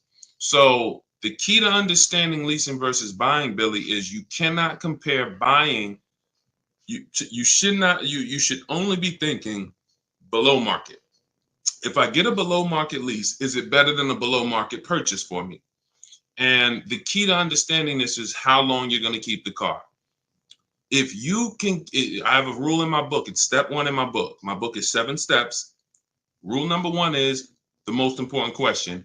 How many years are you going to keep your next vehicle? If it's not 8, then you should be shopping for a below market lease. It's not even a question, because you're going to pay thousands more than a person who's getting a below market lease over an 8-year period. Now, if you keep your car at least 8 years, you can start to win. But if you're keeping it less than that, a person who's getting below market leases is blowing you away. I leased my first car when I was 22. I went to work for GM, $256 a month, Pontiac G6. My second lease was on an Infiniti G25, 320. I want to say it was 320 something a month. It was 2012, so I don't remember it exactly. But then I leased an Infiniti Q50. As soon as it came out, the Q50, beautiful car, 2014. I got it for my wife. It was $340 a month. I want to say around $340. This was a $43,000 vehicle, 44. Then I leased I leased 3 Q50s in a row, 345, 365. I think my highest payment was like 370. I never paid anywhere close to 4. And I'm driving $45,000 vehicles. So I was already convinced, not just because I was in the car business, that leasing was allowed me to drive way better cars than people were driving for a lot less money than they were paying. So It's not a matter of, it's a matter of how long you're going to keep the vehicle. Now you could ask a couple more questions because you're getting a utility truck. If you're going to beat the truck up and like you're going to be throwing cement in it and doing all types of stuff, then maybe from a financial standpoint, it might be better to buy. You can ask a follow-up question and then we'll go deeper. Go ahead, Dolan. Keep typing your questions, everybody. We're live on Facebook, Instagram, YouTube, and TikTok. So if you type your questions, we'll try to get to all of them, but you need to type them. What's up, Jess? What's going on, Minty? What's going on, Arthur? Good to see you. Renee, a lot of people tapping into the show. Good to see you. Brian Wynn. When you buy a vehicle, you pay doc fees. I paid a vehicle off and didn't receive the title. I had to pay for the title when I already paid for it in the doc fees. Well, doc fee takes care of administration in the dealership. It has nothing to do with motor vehicle fees. Your motor vehicle fees is what you paid, which would be your registration, your license plate, and your title should be included in that. Usually the only time you're paying a title fee to get the title is if the title was lost. If the title wasn't misplaced, then I can't understand that. You would normally just, because the bank holds the title. So it's literally the bank holds the title. You might get, depending on your state, you might get a copy of the title with a lien holder on it. But the minute the bank's paid off, you get a release letter. The bank should send the title to you, and they shouldn't be charging you for that. So but listen, banks are not your friends. You know, you're too trusting. I've been in the business long enough to not trust car dealers. I've worked next to wolves and sharks. The problem is you trust car salesmen and banks. You think they're your friends. Yeah, I was at the gym the other day. Hey, I went to my Lexus dealer. A guy that sees me all the time. He knows me from, social media, but he also knows we work out together. And he was like, yeah, I went to my Lexus dealer. I said, you own a Lexus dealer? He said, what you mean? I said, you said you went to your Lexus dealer. Oh, no. Oh, no. I went to the one I bought the car from. That's what they want you to think. Come on in thinking this is your Lexus dealer. Come on, we're your friends. These people are not your friends. So we trust but verify. But I don't know why they charge you for the title. I've never had. I can't give you an answer for that. And you already paid for it. So go ahead, Dolan. See if we got any more. Oh, they said it's a digital title. Okay. Well, you're gonna have to. You know what, Dolan? Hit me in the chat, Dolan. And if you need anything, if you ever hit me in the chat, Dolan, because I see we got a lot of people on, but we don't have a lot of questions coming in. So, I can't look. I can volunteer. Look, here's one thing I can say about what I do here. You don't know what you're doing wrong. And I think that's why when we come on here, what I try to let you know, like I do a class, I stopped doing it, but I did it for 3 years, called Everything You're Doing Wrong, Buying, Selling, and Leasing Cars. We put over 30, we had to put about 30,000 people through that class in 3 years. And they came and they found out every mistake they were doing wrong, and they were just blown. By the end of the class, they were blown away. See, I'm just realizing this as I'm on this stream. You don't know what questions you should be asking. In fact, my first book, you can Google it to this day. It's not available, but it's called The 52 Car Buying Questions Smart People Don't Ask That Cost Them Thousands. To this day, that book has hundreds of 5-star reviews, because I'm sitting up here and I'm saying to myself, and this is something that, I'm going to talk about with my team. People don't know what they should be asking. That's why I typically come and I just start teaching and telling you, this is a mistake. This is a mistake. You know what? Why don't we do that? Let's do that. Let me pull up this. Let's do something a little different, because I realized that years ago. That's why I wrote the book. Let me see. Hold on one second. We're going to do something a little different today. And Dolan, if you do get questions, we'll get them in, because I know we're on 4 platforms. But let's do something a little different here with this. Okay. We'll go to some slides here. All right. Check this out. All right, give me a second. But those of you who are tuned in today, you're gonna get a little treat. You're gonna get a little treat. Let's see. Everybody who's gonna spend some time with us, I want you to start lighting up the screen, lighting up the likes, hit the like button, share button. This is a class. We're getting ready to do something. All right, Dolan doesn't even know we're about to do this, but let's do this like this. Check this out. All right, this is the class that over 30,000 people went through, and we can do it like this. I actually want to start. This is everything you're doing wrong, buying, selling, and leasing cars. And let's go. Gift. Nope, the old version. Wait, be patient. Patience is a virtue. Because I updated this class several times. But hold on, just give me 1 second.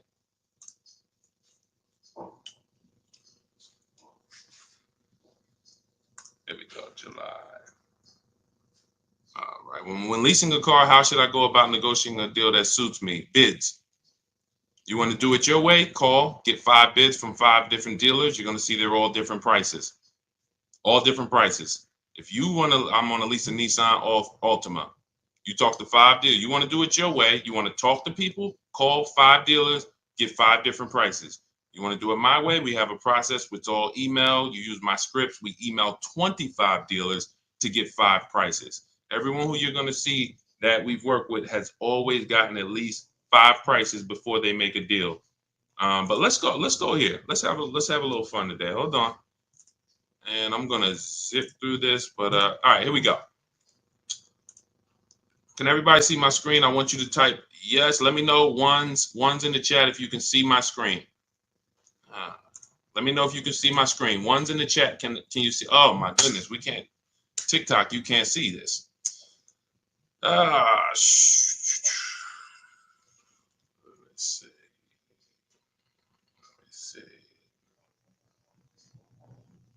Let me see. Hold on.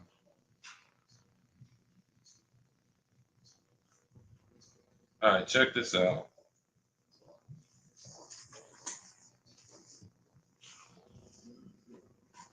Because we do these lives a lot, and I need a. We got to change the flavor of stuff a little bit. Hold on. I can't do a widescreen like. I'm trying to give you guys the experience, but hold on, Miss Lanice, I know I need a.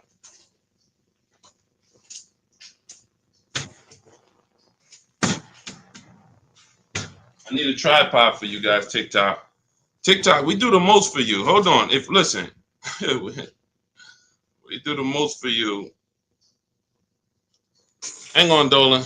We're gonna switch this up. I know we didn't plan this, but because people don't know what questions they need to be asking, we're gonna do something a little different.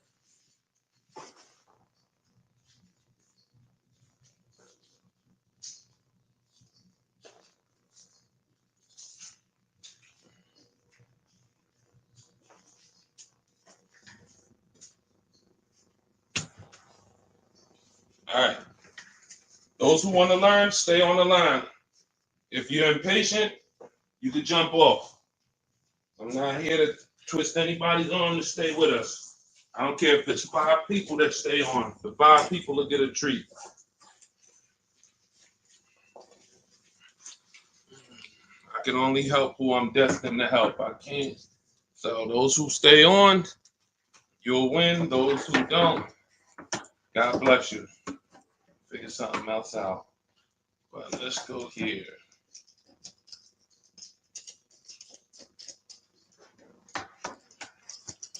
Now, this will not be a live that we ever repeat, most likely. Hey,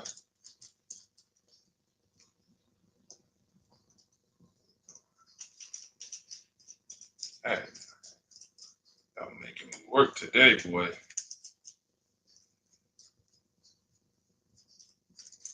All right. Get all of this set up.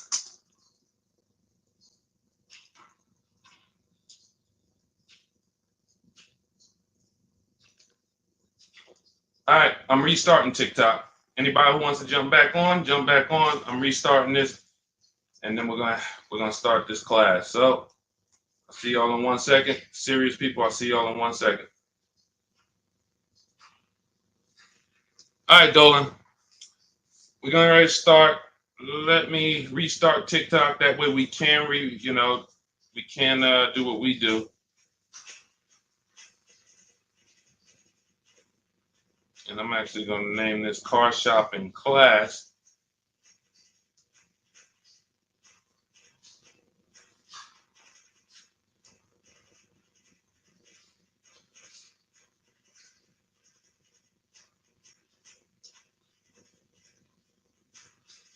Okay. We did all of this for TikTok, so shout out to. Okay. Welcome. We're back. We're back. I just got you guys set up to do this class we're about to do. We're doing a live class. This is everything you're doing wrong buying, selling, and leasing cars. I have my man Dolan moderating in the background. You guys know we do these streams throughout the week, but we're doing something a little different today that a lot of people are going to get value out of. And let me just give you guys, there you go. So TikTok can see. Now let's start. Okay, so everybody share this with your friend. You are going to want to share this with your friend. Tag your best friend in here. Let's get this going. So everything you're doing wrong buying, selling, leasing cars. This is based on my experience in the car business since 2006. We don't need to do a check-in. Let's just get right to it. We're not going to discuss Turo, rideshare, any of that right now. I just want to give you the mistakes you're making. We're about to go over a lot of mistakes that people that you don't know you're making. Okay, so let's get to mistake number one. Straight up. Oh, this is just a little bit about me. Some of you may not know. I spent 14 years in the car business with Mercedes. I made, good amount of money, six-figure car salesman. I'm not the pub. And without me being in the car business, I would be just like you guys, paying more than market value, not knowing how to get great deals. This was old. At that point, I think we had about 1.7 million followers. Now we're up to 2.3 million. Just a bunch of people that we've helped, little bit bunch of people we helped. But let's get to the first mistake. First mistake is you don't understand when to buy and when to lease. I want to play a game with you guys called Who's Winning. You're about to learn the 8-year rule. The 8-year rule exercise, it's very simple. Now, I need you to stay next to your keyboard. Everybody who's ready to play this is a financial literacy game that you'll never forget. I want you to type 1. Just type a 1. Type a 1. Type a 1. Shout out to, let me see the engaged people. Type a 1. Type a 1. Type a 1. All right. Stay next to your keyboard. This is going to be a dialogue. You're going to get the most out of what we're about to do. Dialoguing. All right. All right. I see you, Mike Ferguson. Good to see you. Good to see you. All right. So now let's take this scenario right here. Now we're comparing two deals. We're comparing we're comparing a lease and a buy. This is the big mistake right here. This is the first mistake that you're making, not knowing when to buy and when to lease. So the 8-year rule exercise is going to make it very clear for you. Right here, we have a leaser. Right here, we have a buyer. The exact same vehicle. They're both getting a 2024 Jeep Grand Cherokee. Let's say the MSRP is $40,000, $3,000 in taxes and fees. The leaser gets a $500 a month, no money down lease, which we do all the time. We showed you a little bit of that earlier in this show. We'll show you a lot more. The buyer, the same exact car on a 6-year loan with a low interest rate, which no one is getting right now, is paying $675 a month. Who's winning? Lease or buy? Type L or B. In this scenario, so far, this buyer did a no money down deal, 3.99 loan. They're paying $675. The leaser's paying $500. Who's winning? L or B? L or B? Come on, I need y'all typing fast. Let's go. Come on, I need y'all typing fast. Thank you, Desmond. Okay, I see you. No, Ami, how's the B winning? Ami, how's the B winning? These people are driving the exact same car, but the leaser is paying $175 per month less.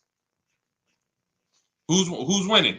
See, this is and again, those of you who are typing B, I really need you to sit up. I really need you to sit up. Two people. One person is driving. These are the exact same cars. Both you're two people in the dealership at the same exact time. They drive off in the exact same car. One person is paying $675. One person's paying $500.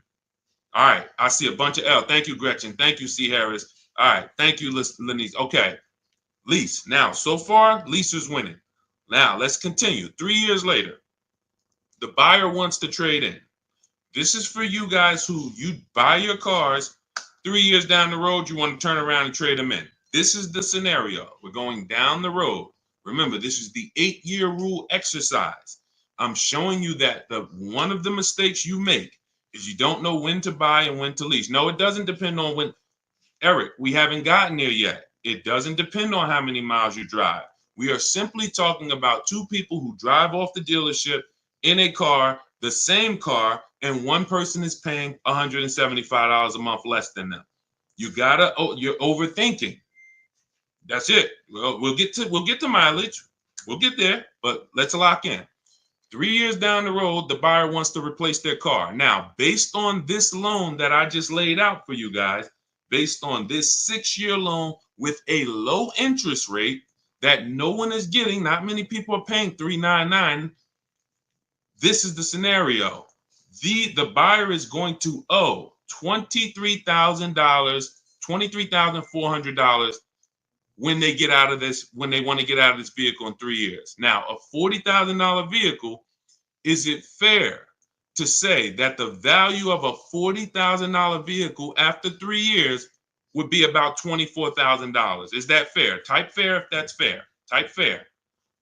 $40,000 vehicle, brand new, 3 years old. You want to trade it. You want to sell it. Let's say we could get $24,000 for it. Is that fair? Type fair. Type fair. Let's go. Shout out to the people. I see you. Thank you, Lonnie. Thank y'all for hitting those likes on TikTok. Thank y'all for running those likes up. Now, so the buyer wants to get out. Now, if the buyer wants to get out, you have $24,000. Listen, the buyer owes $23,400. Their car is only worth $24,000. How much are they making? Look how much the buyer paid. The lease person is $175 per month richer.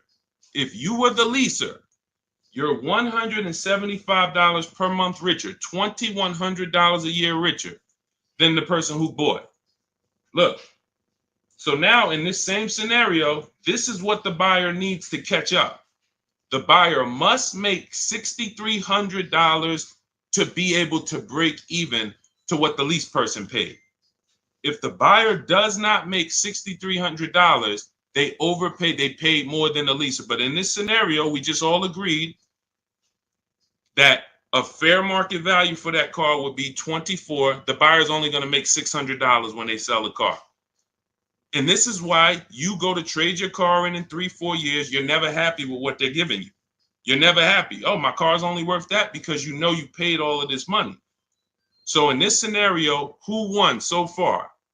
B or L, the buyer or leaser? After 3 years, who's won? Buyer or leaser? B or L?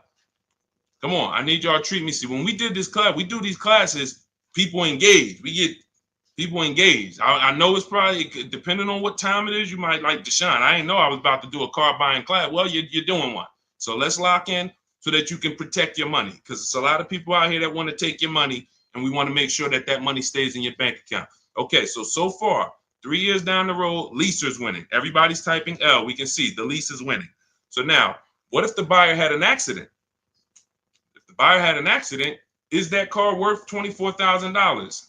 When they go to replace it in 3 years, is that car worth $24,000? No. They'd be lucky if they get $21,500. So now they're in a negative equity situation. Not only are they not going to make their $600 when they trade it, they're going to have negative equity. So if a buyer wants a new car, they have to pay the difference or carry that $1,900 negative equity over to their next car, which is what a lot of people do. A lot of people will literally keep rolling negative equity from one car to the next car, negative equity from one car to the next car. This is why I can help you get out of negative equity. But if you don't understand the cause, you're going to always be in negative equity. The cause is you should be leasing, but you continue to buy. So every time you take a negative equity situation, look at this line. You are literally paying for your old car in your new car. That's the formula for negative equity. You buy cars and you trade them in. Now, let's say the buyer says, nah, I don't want to, I'm going to just keep my car a little longer. Now, after 3 years, check this out. The leaser upgrades.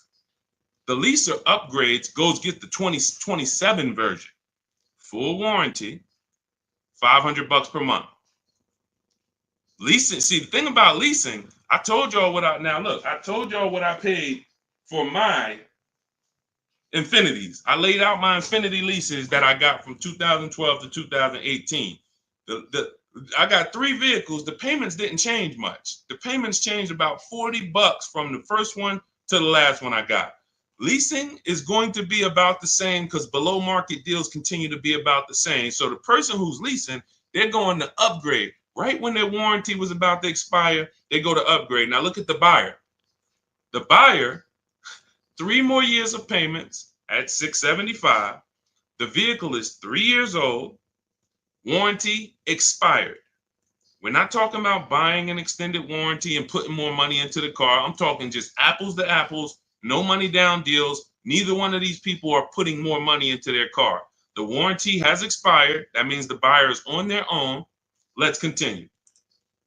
Now, after 6 years, because remember, I'm going to take you down 8 years. What you're learning right now is the 8-year rule. This is how I created in my book. Literally, as soon as you get my book, you open it up. Step 1 is the 8-year rule, which is helping you know when you should buy and when you should lease. The 8-year rule journey is what I'm taking you through, and this is how I created it. So now we look after 6 years. Let's look at the situation after 6 years. The leaser is now finishing their second lease. They're ready to upgrade to the 2030. Again, full warranty. Now the buyer has a paid off vehicle at this point. 6 years old, was originally $40,000, but look where their financial position is. They are $12,600 poorer than the leaser in payments alone. Just in payments alone. Now we look and we say maintenance, tires and brakes. Let's say over 6 years, they got to replace tires twice, maybe brakes twice. Let's give it about $2,000 in maintenance over a 6-year period. $14,600 poorer. Who's winning so far? Type L or B. For those of you who just jumped on, we're going over when you should lease and when you should buy. You're learning the 8-year rule. People are engaged. Who's won so far? We're up to year 6. Leaser or the buyer? L or B?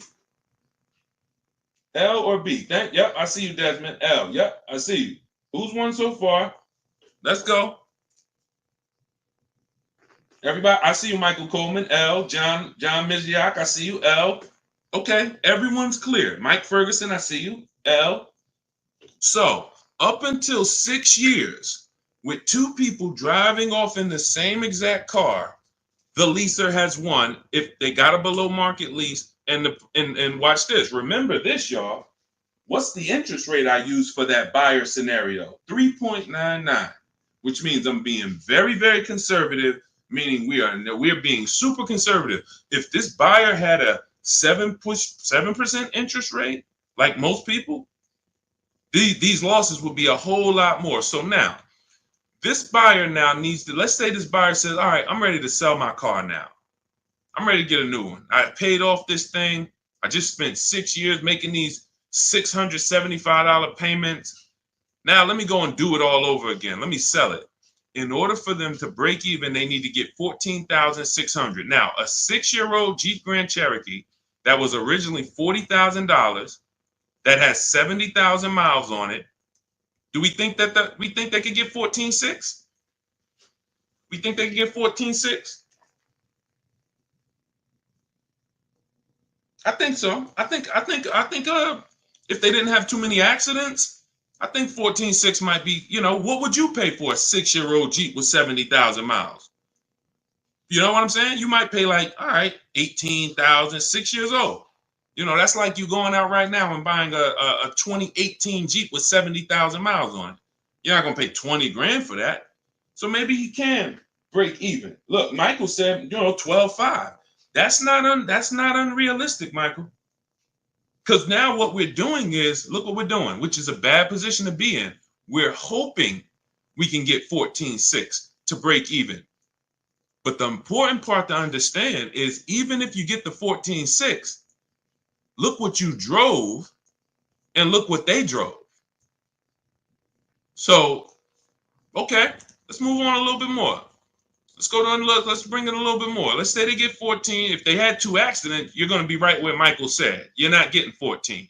They're going to get 12. Now they paid. Not only did they not drive a quality vehicle like the leaser, they actually paid more for that privilege of driving a worse vehicle with no warranty and doing the maintenance and all of this stuff, so that the leaser didn't have to do. So, and like I said, this is right where many people sell this vehicle and go right back into another 5 or 6 year loan and do the entire thing all over again.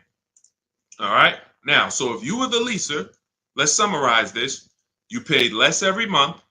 After 3 years, you drove the better car for less money. You were always under warranty. And we're not even going to talk about if you invested that surplus money into a mutual fund, because people say, oh, well, people who lease are not into like investing and like saving for. No, you have. Look, if I'm paying $100, $200, $300 a month less than you, I can use that money to actually put it into the stock market and gain something versus having that money in my vehicle and miss those years to be able to invest. So now, if you were the person who leased, that's an interesting scenario, because in my class, listen, we put 30,000 people through this class in 3 years. I get into finances, so I show them what if they invested it, what would the gains be. So we'll skip that part. All right, so now let's talk about when do things really change. Deshaun, is there a point when the buyer starts to win? Yes, there is.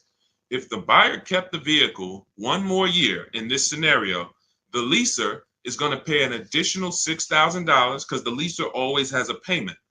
And this is going to give the buyer time to catch up. Even though the buyer has no payment, that 7th year, it could be a toss-up. Because again, you've paid so much money, that 7th year is going to be a toss-up if you're going to break even. That's why it's the 8-year rule. When you get to year 8, when you get to your 8th year of ownership as a buyer, you come out ahead. Even with the maintenance, you come out ahead. So the 8-year rule says if you don't keep a vehicle at least 8 years, you want the least amount of money coming out of your bank account, you lease. We're clear on this? This is a new car versus lease scenario. Clear? Clear? Clear? Type clear if you're clear. Type clear if you're clear. Okay? Type clear if you're clear. Now, check this out. Everything that you're learning is inside my new digital book.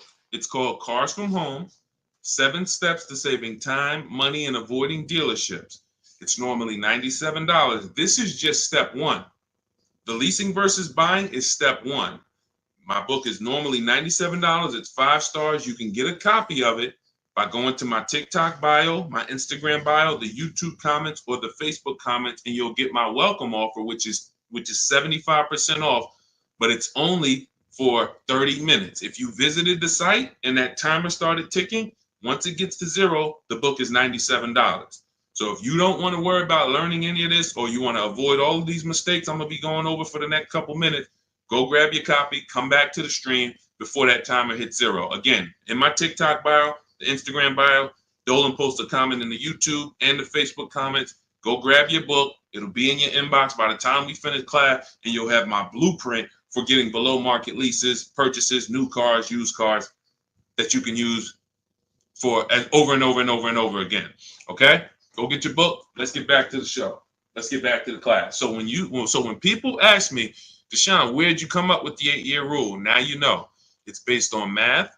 It's based on depreciation. It's based on resale value.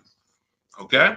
Now I know what a lot of you are thinking, so let's continue to go there. And then again, this is the goal. If your goal is to keep your next car between 8 and 20 years, who has a vehicle that they've had for more than 8 years? Type the number of years you've had it into the chat. Because people might be like, Deshaun, nobody's keeping a vehicle 12 years anymore. Listen, you're about to find out. Look at the chat. I guarantee you, you're going to see some people in here that got vehicles 10 years, 12 years. Sometimes we get people 16 years. Again, you're just realizing, Deshaun, that ain't me. And that's fine. Look, Shay has her vehicle 22 years. Look, Enrique, 13 years. Melanie, 11 years. Look, Desmond, 9 years. Michael Coleman, 10 years. I see. Look, so understand that when you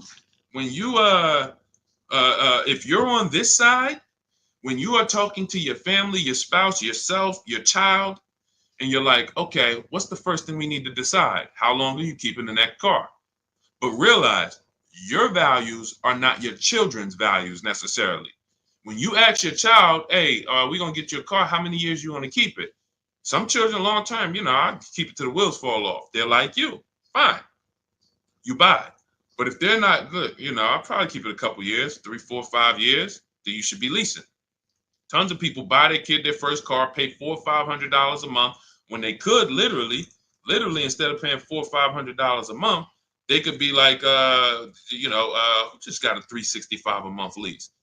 And I had a friend tell me this. He was like, Deshaun, after I learned this, my father bought me my first car, and I was literally like 20, and I was paying $450, almost $500 a month. He would help me with the payment, but it was more money than I really wanted to spend. I should have, and he's like, you should have, hold on, let me see. Look, right here, India, use our system. She used the stuff in the book that you're going to learn in my book on how we get bids for leases. She gets a Hyundai Elantra Limited that has the leather, has the bells on. Look, $365 a month, no money down. So your first car could have been that instead of it being a used car. So that's why this is the rules. All right, let's continue. So now, mistake number 2, because that was only mistake number 1. Thinking they limit you on mileage. With a lease, you pick the mileage. They don't pick it for you. These are the lease mileage options. 5,000 miles per year on exotic cars and super luxury cars, Bentley, Ferraris, Lamborghinis. Usually they have an ultra low mileage lease, 7,500 miles per year on some luxury brands. And more people are offering low mileage options now, not just some luxury brands, but 10,000 miles per year are most brands. 12,000 miles per year, pretty much all brands. 15,000 miles per year, all brands. Up to 30,000 miles per year, most brands. You pick this. So whenever you hear somebody that leased a vehicle and they said to you, well, I leased, but they limit, they tell you how much you could drive. It's just not true. That's a myth. Now, whether the salesman told them that or whether they just assumed that was that's a myth. You pick the mileage. So now, when you hear people say this, you now have my permission. Tell them that, hey, that was a myth. You heard wrong.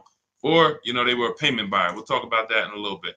Now, mistake 3 is thinking you could drive as many miles as you want without paying because you bought the car. Thinking that, Deshaun, I like to buy my cars. I want to drive as much as I want to drive. I don't want to pay for the mileage. You will not escape depreciation. You are paying. Let me show you how. All right.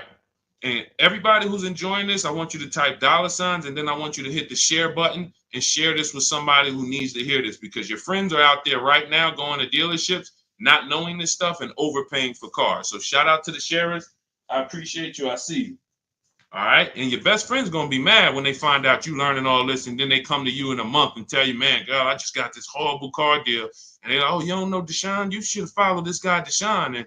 And they're going to ask you, well, how long did you know about him? Why didn't you tell me about him? So So, all right. So now let's go to some high mileage scenarios to the people who like, oh, well, I want to drive as much as I want to drive. All right, let's take this scenario. We're still in a lease versus buy.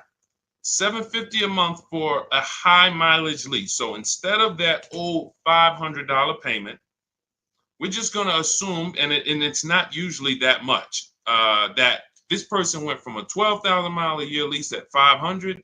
They're going to pay $250 more per month because they want to drive $30,000 a month. I mean, 30,000 miles a year, rather. So high mileage lease, $750. Now, the buyer, it doesn't change. Their scenario is the same. $675 per month. They still got the same 6-year loan, no money down. Now who's winning? Now who's winning? See, this is all about looking in the short term, and then we go down the road. In the short term, who's winning here? L or B, lease or buyer? Payment-wise, who's winning? Two people drive off in the same car.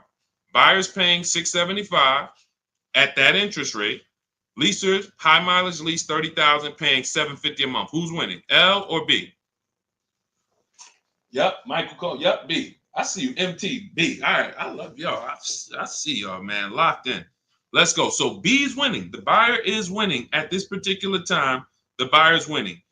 He's paying less, or she's paying less, driving down the road, driving, lots of miles, thinking, okay, I'm winning. All right, cool. Let's continue.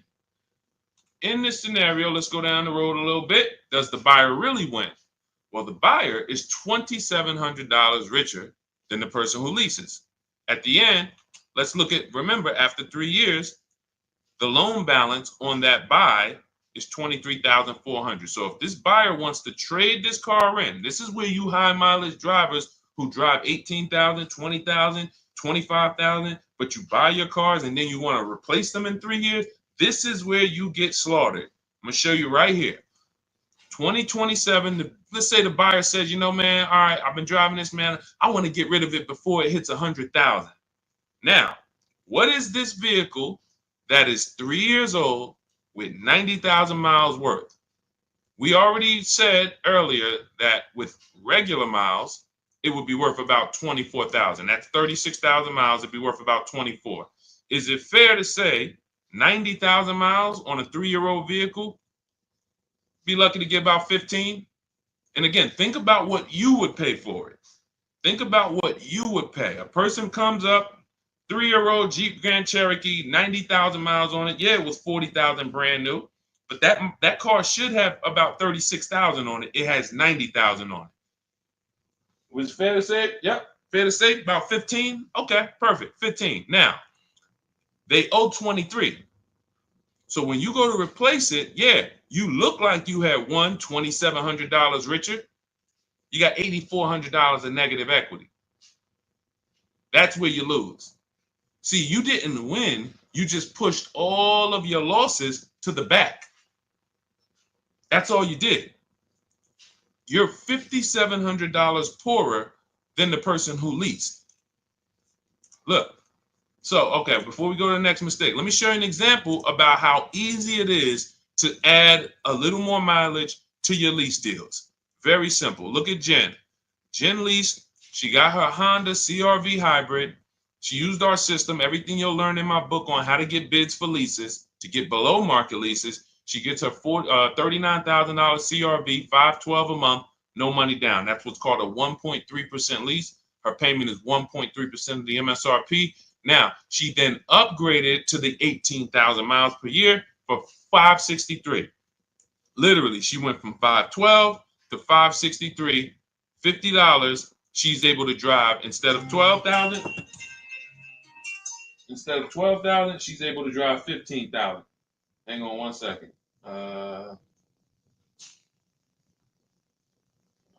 me let my wife see, because nobody could call me unless it's my wife, and she doesn't know I'm live. So hold on. All right. So thinking you can drive as many miles as you want because you buy, in the long term, you're fine. But in the short term, you lose. Okay? Are we clear on this?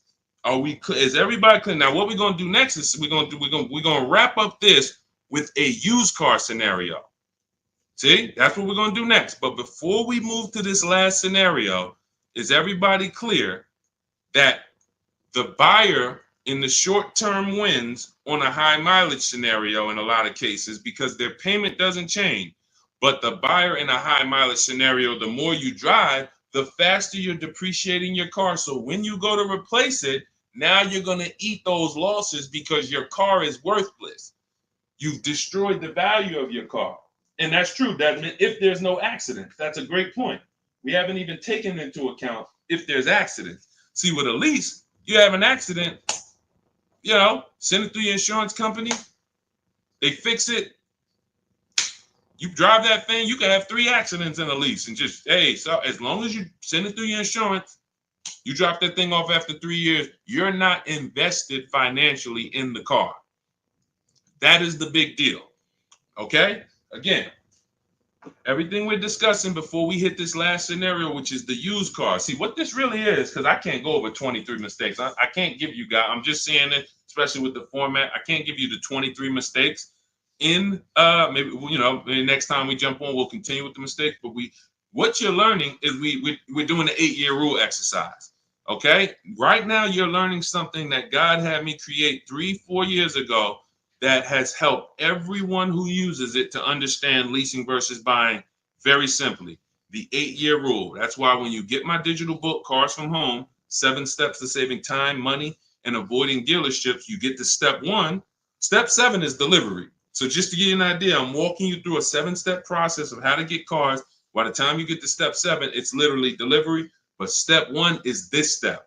You must choose 8-year rule. Are you keeping this next car 8 years or not? If you are, we're going to buy. If you're not, we're going to shop for a lease. Okay? All right. I see everybody's clear. All right. Now, let's go to you. I know some of you, Deshaun, I only buy used cars, though. So, I'm not going to ever buy a new car. Who's been taught that? Type the letter U. If you only buy used cars, you would never buy a new car. So these scenarios, that comparison we just laid out wouldn't apply to you because you're like, Deshaun, I only buy used cars. I learned that from Dave Ramsey. All right, all right, let's handle this. So now let's go to mistake number 4. Buying a used car and breaking the 8-year rule. So I'm buying a used car, but I'm buying it to keep. I'm not buying it to keep it long term. I'm just gonna drive it a couple years, 5, 6 years, 7 years. And then I'm going to swap it out and do it again. Cool. Let's look at this scenario. So, again, regular lease, below market lease, $500 per month, no money down, brand new price, $40,000. Now, let's look at a 3-year-old version. 3-year-old version, 26,000 miles. Is it fair to say, and I think when I was doing this, it was 2020. So that let's say it would be about 2021 right now. I think this is my old slide. See, I didn't pull this up. But anyway, let's look. The point is, let's take a 3-year-old vehicle. Let's pretend this is a 2021. Right now we're in 2024. 36,000 miles. Now, Jeep has a 3-year warranty. So unless you're getting a certified vehicle, there's no warranty on a 3-year-old Jeep. There's no bumper to bumper warranty. So we're using apples to apples here. Let's say, that you pay $26,000 for it. Is that a fair price? Brand new 40. You buy a good 3-year-old one, about 26. Financing that on a 5-year loan, you'd be at $550 a month. You have $550 a month on a 5-year loan. Now, check this out. At this particular time, who's winning? $550 a month for a 3-year-old Jeep with 36,000 miles and potentially no warranty, or $500 a month on a brand new Jeep, $40,000 vehicle, full warranty. Who's winning? Lease or buy? L or B? This is the used car scenario. Used car scenario. Who's winning? 3-year-old Jeep, $550 a month, brand new lease. Who's winning? L or B? L or B? All right, I see you, Gretchen. L. All right, I see you. MTL. Renee. L. Desmond. L. All right.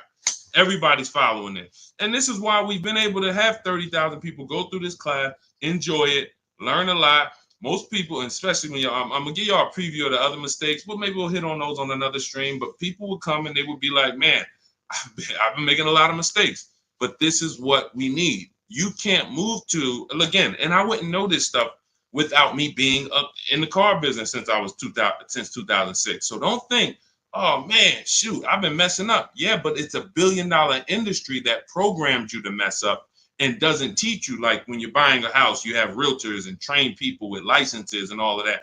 This is not that industry. So I don't want you to beat yourself up. But if you continue now, through 2 years from now, if you're still making the same mistakes, you're not taking any action to change your situation, you haven't applied anything that I've taught you, then you can, heck yeah, I'm beating you up. How long you been following me? How long you been getting this information and not applying it? So, but we're not going to do that. We're going to take action today, and we're never going to make these mistakes again. Not when it comes to this leasing versus buying. All right, so right now the lease is winning. So after 6 years, let's look at the scenario. $500 a month. The leaser is about to upgrade to a 2030 version. 2030. So they're about to be to their third lease vehicle, brand new, paying their $500 a month, driving brand new cars, hassle free. Now, the buyer has a paid off 9-year-old vehicle. It had 36,000 on it, 36,000 miles when they bought it. Now, we literally have let's say at 12,000 miles per year, that vehicle would now have 106,000 miles and it's 9 years old. $3,600 poorer in payments. They've paid $3,600 more to drive an older vehicle with no warranty. After keeping it that long in an older vehicle, we're going to give it about $4,000 in maintenance. And that's just, again, brakes and tires. Let's just not even assume things go wrong. See, I know you're probably thinking, well, Deshaun, something breaks. You being real generous. Yes, I am. Because I don't want people to think, oh, he's gearing us toward this. No, I'm just saying maintenance, tires, and brakes replaced twice. $4,000. $7,600 poorer than the leaser. $7,600 poorer, and you drove a worse vehicle. Now, the buyer needs $7,600 to break even. Will they get it? 9-year-old truck, 106,000 miles, no warranty. Maybe they'll get it. Maybe they'll get 10 grand. Maybe they'll get 3 grand. Maybe they'll get it. They need 7,600 just to break even. What would this vehicle sell for? Maybe 76. Maybe they'll retail it, sell it private party. Maybe they get it. But here's the point. If they don't get it, then what? They must get it. They must get it. And that's just to break even on price. That's not considering the fact they drove an older car. Just to break even in price, they got to get that much money for this vehicle. Okay? So what did you drive for the same money? Old vehicle, 5 years with no warranty, same money. If they can get it. This is the point. Don't break the 8-year rule. Numbers do not lie. No more. Listen, from now on, there's no more, hey, should I buy, should I lease? This is the anchor. Okay? Now you can have both in your household. Me and my wife, I would always get a lease vehicle for her. And then I always kept my vehicle for 7-8 years. And then I stuck because I would buy older vehicles. And then before I learned the 8-year rule, I would keep them by Pontiac. I had about 7 years. Then I sold it to a friend. So I would normally buy, and I bought a Mercedes, used Mercedes that I was going to keep forever, but then it got totaled. So there are situations where things happen and you do plan on keeping a vehicle, but you can't. But when we're buying, we are keeping, and you can have a person lease. So type got it if you got it. Type got it. Type got it if you got it. Type got it in the chat if you got it. Okay? Now, I want to be clear. These are not all the mistakes. You got the 3 pillars of great car deals. Look, who you buy your car from, second pillar. Who you get your loan from, third pillar. Who you sell your old car to. That's mistakes 5 through 7. Then you got, we separate these. That's mistakes 5 through 7, 3 pillars. And then look, who you going to, mistake 9, shopping with down payments. Big mistake. See, I don't want to go over this because we will literally be on this for a long time. And we just, and I just didn't plan on, had I planned on, breaking out maybe an hour and a half to do this, then we could do it. But these are the mistakes. Now, how could you avoid these mistakes? Very simple.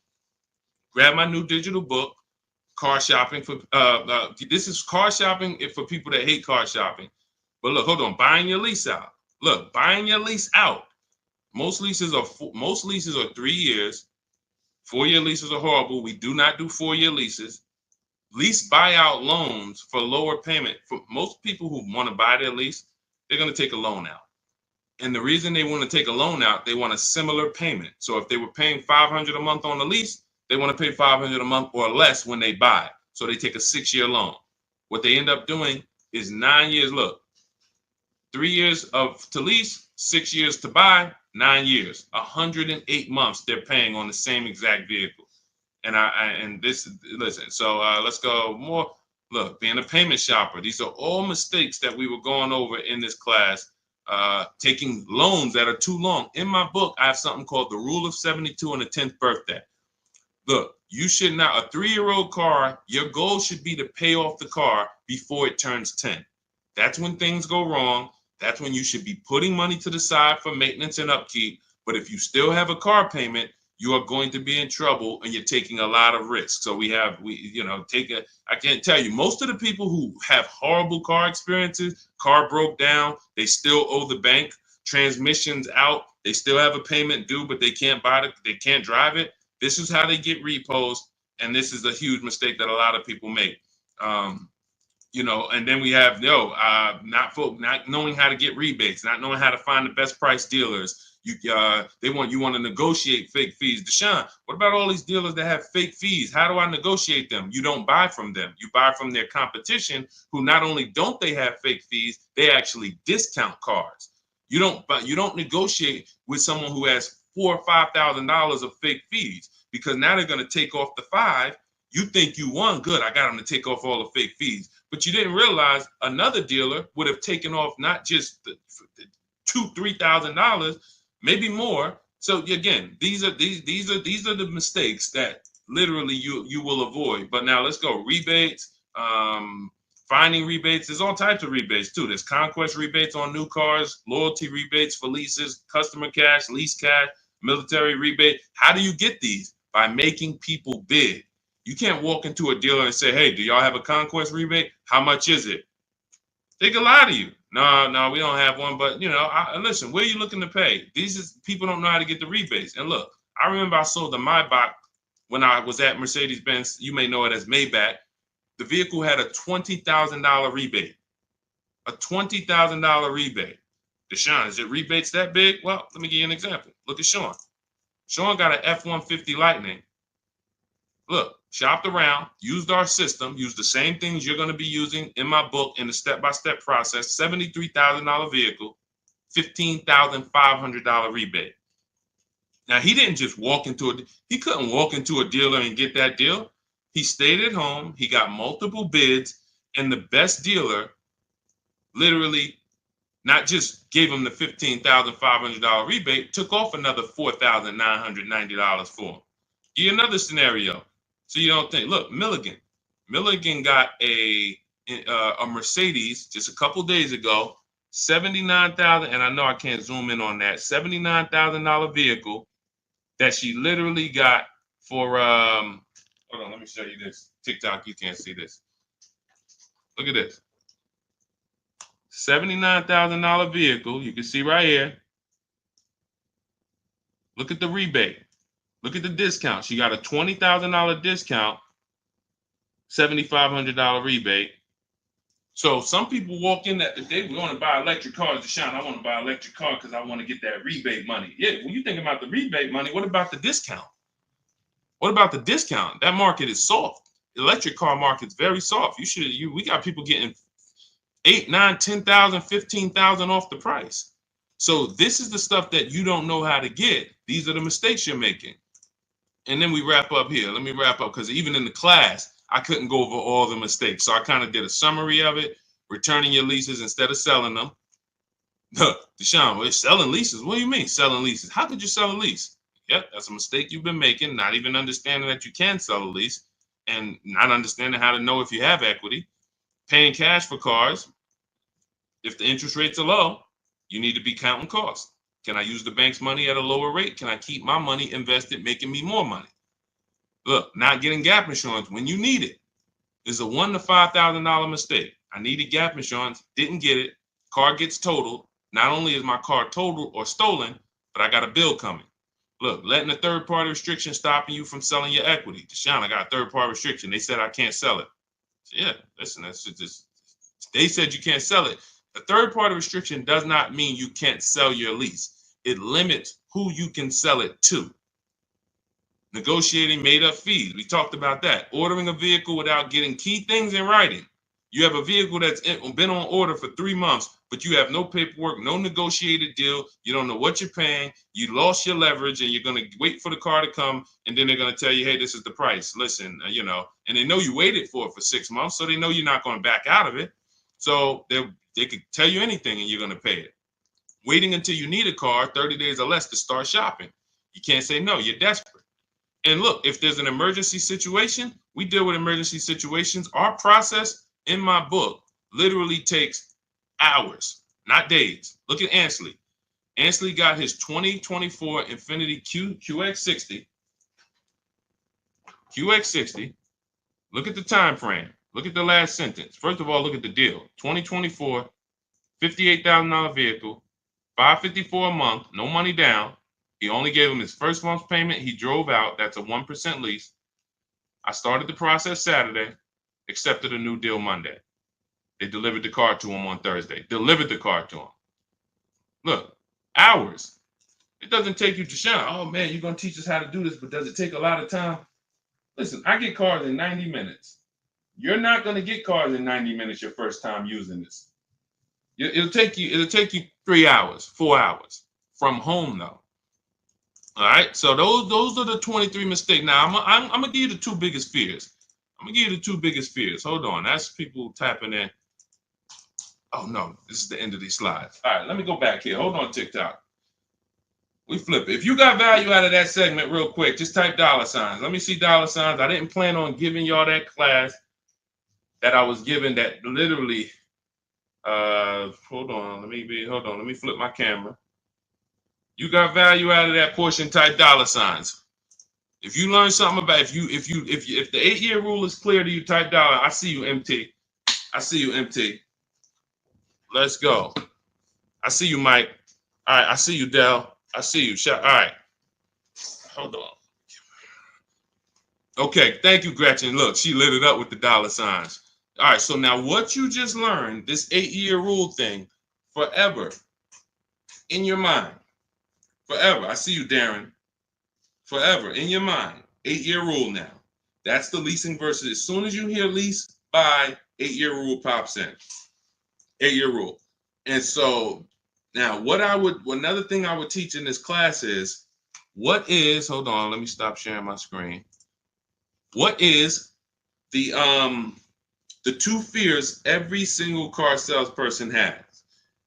The two fears every car salesman has, and you have to use them to your advantage. Thanks, Elmar. I see you. $signs. Shout out to the people who locked in, who got value out of what we just went over. The two fears. The first fear is a customer that will not come into the dealership. What is the first question when you get on the phone with any car dealership? One of the first questions they're going to try to say to you. First question. You're not even going to be on the phone with them a long time before the question comes out. What's one of the first questions you're going to hear? Anytime you're on the phone with a car dealership or a car salesman. Thank you, Carissa. When can you come in? So if a person is showing you in your early interactions, this is my intention, within a couple minutes, can you come in for a test drive? Look, exactly. So that means that's their superpower, is getting you in for a test drive. I gotta get you in. Now, that's their biggest fear, is a customer that they can't get in. Can't get them to come in. I can't get them to come into my house, get fascinated by all the fancy cars that a lot of other dealers have, that all my competition has. I can't get them to come in. Big fear. Second fear is the customer who makes them compete against their competition. A customer who is making them compete against their competition. See, we've helped you. See, I've been blessed to help over 2,000 people personally in my programs. I have a Shop with Deshaun program. That's where you see a lot of these people. I have a I have a private group for people I shop with. That's my done with you program. But then I have a do it yourself. And my blueprint, for those of you who like, Sean, just give me the blueprint. Let me get the blueprint. Give me the exact steps. I'm going to do it. We've got thousands of people who have my blueprint, which is my new digital book, Cars from Home, 7 Steps to Saving Time, Money, and Avoiding Dealerships.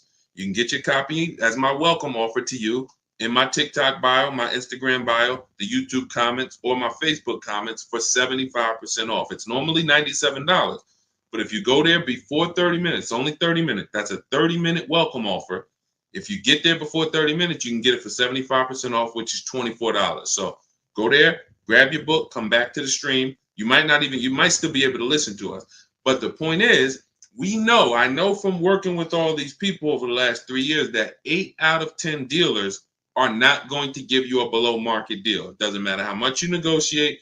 They're not going, if the below market deal is here and let's say the starting price is here, the below market deal is here, 8 out of 10 dealers are not going to go below this. That's just where they rather sell the car to someone else. I'm not going here. Now, another dealership, what we call the 20%, will go here. So how do we get the dealers that's going to go here? We use the 2 biggest fears that every car salesman has. We combine them. We're not going into the dealership, and we're making them compete against their competitors, and then we're finding the 20% here. That's how you do it. So that's what my book is. My book is a system. When you're shopping for a used car, you're looking for a Honda Accord. Literally everyone who has a Honda Accord, you're making them compete with each other. Everyone that has a Honda Accord, you're making them compete. I have a system in my 3rd step. I help you budget and know exactly what you can afford. But then I have a system where I help you see multiple goals below that. Yeah, my max goal might be I could spend, $22,300, but I help you see multiple goals, starting with a no money down goal and a short loan and all of that. Again, it's proven. Google it.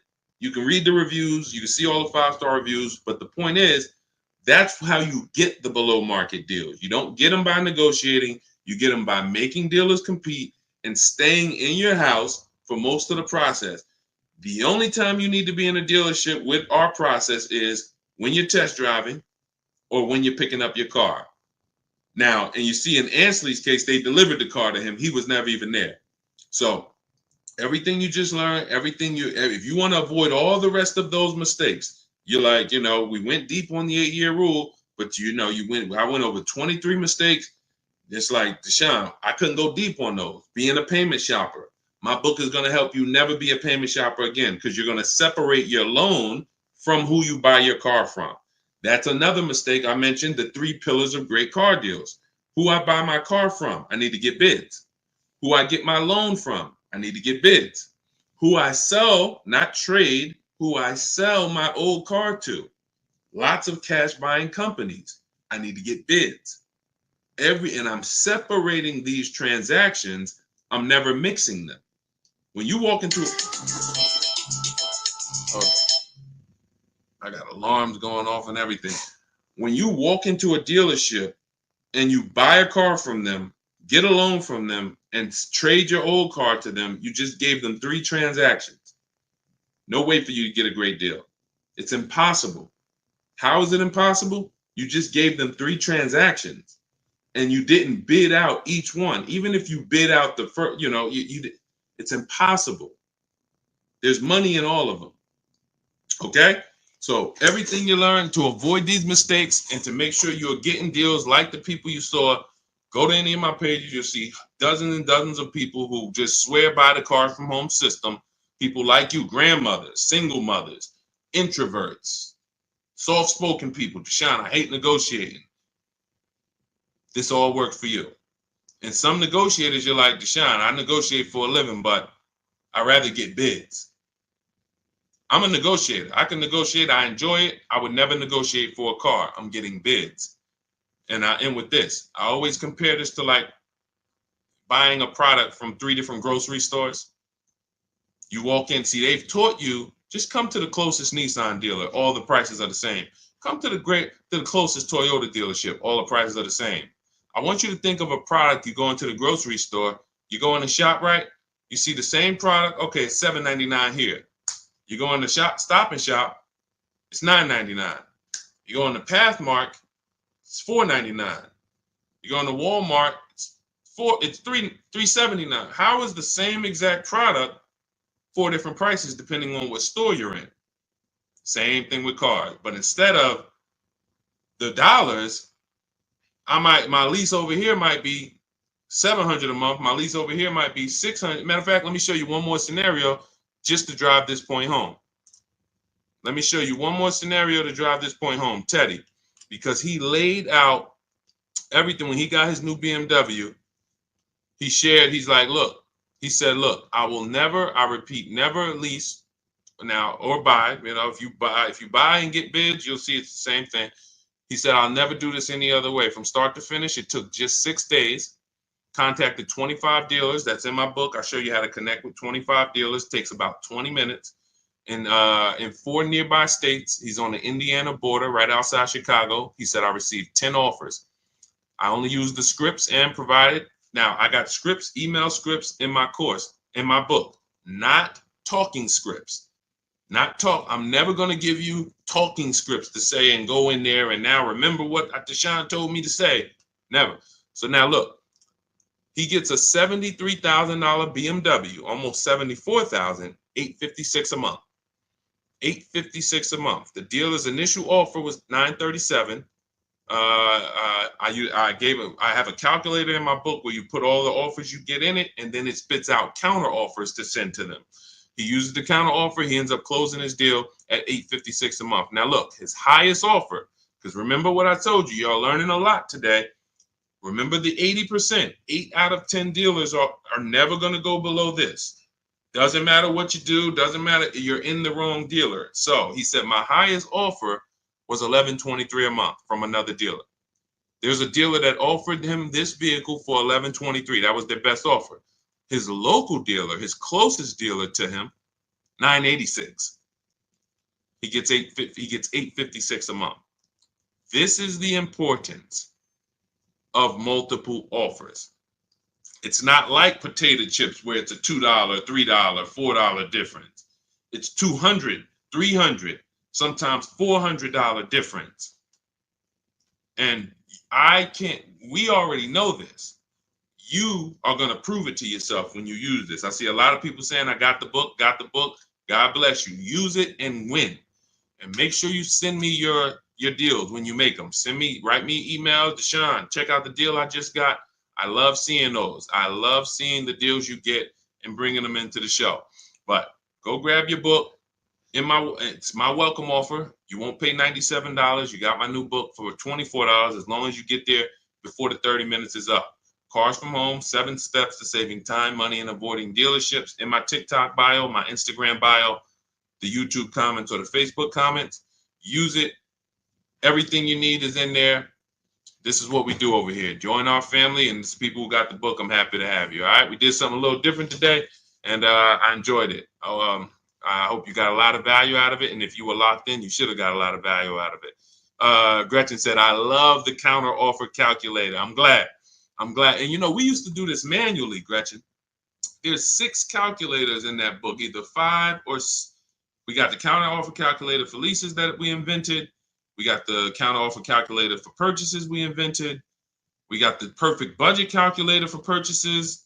You've never seen it. You can't get these the calculators alone are worth the price of the book. This is proprietary software. You can't Google let me find this calculator on Google. It doesn't exist. The true market value, the true value calculator for used cars. This is stuff we invented. This is specific proprietary Cars from Home stuff. That's why I could have said, you know what, I'm going to charge $200-$300 for this book. And then the people who get it, they're going to see this is worth every bit because people are using the book and saving $5,000, $10,000, $8,000 and more. But I priced it at the welcome offer. It's the price of a regular book. But even if you missed 30-minute welcome offer, it's worth $97. It's worth $400. But I wanted to price it at $97 just to say, you know what? I got to price it somewhere so you know this ain't no regular book. You know the books on Amazon, when you see them, they're rare. they're $280. $400. You could tell, okay, wait a minute, these ain't no regular book. If you see them for $24, you say, okay, that's a regular book. It's not. But with the welcome offer, you can go and you can pay a regular book price. You get there before 30 minutes, it's $24. So I'm gonna jump off. God bless. 8-year rule. Step 1 in my book. Step 7's delivery. Ask yourself as you use the book, where am I at in the process? You should make sure what step am I on, stay on task. Don't overthink. Literally just follow my steps. Leave your strategy at the door. I don't want your strategy. Bring your goal. That's it. Deshaun, I want this car. That's all we need. Don't bring no strategies over here. You got to unlearn your strategies. That's the whole point. All right, let me jump off. God bless y'all. I'll see y'all soon.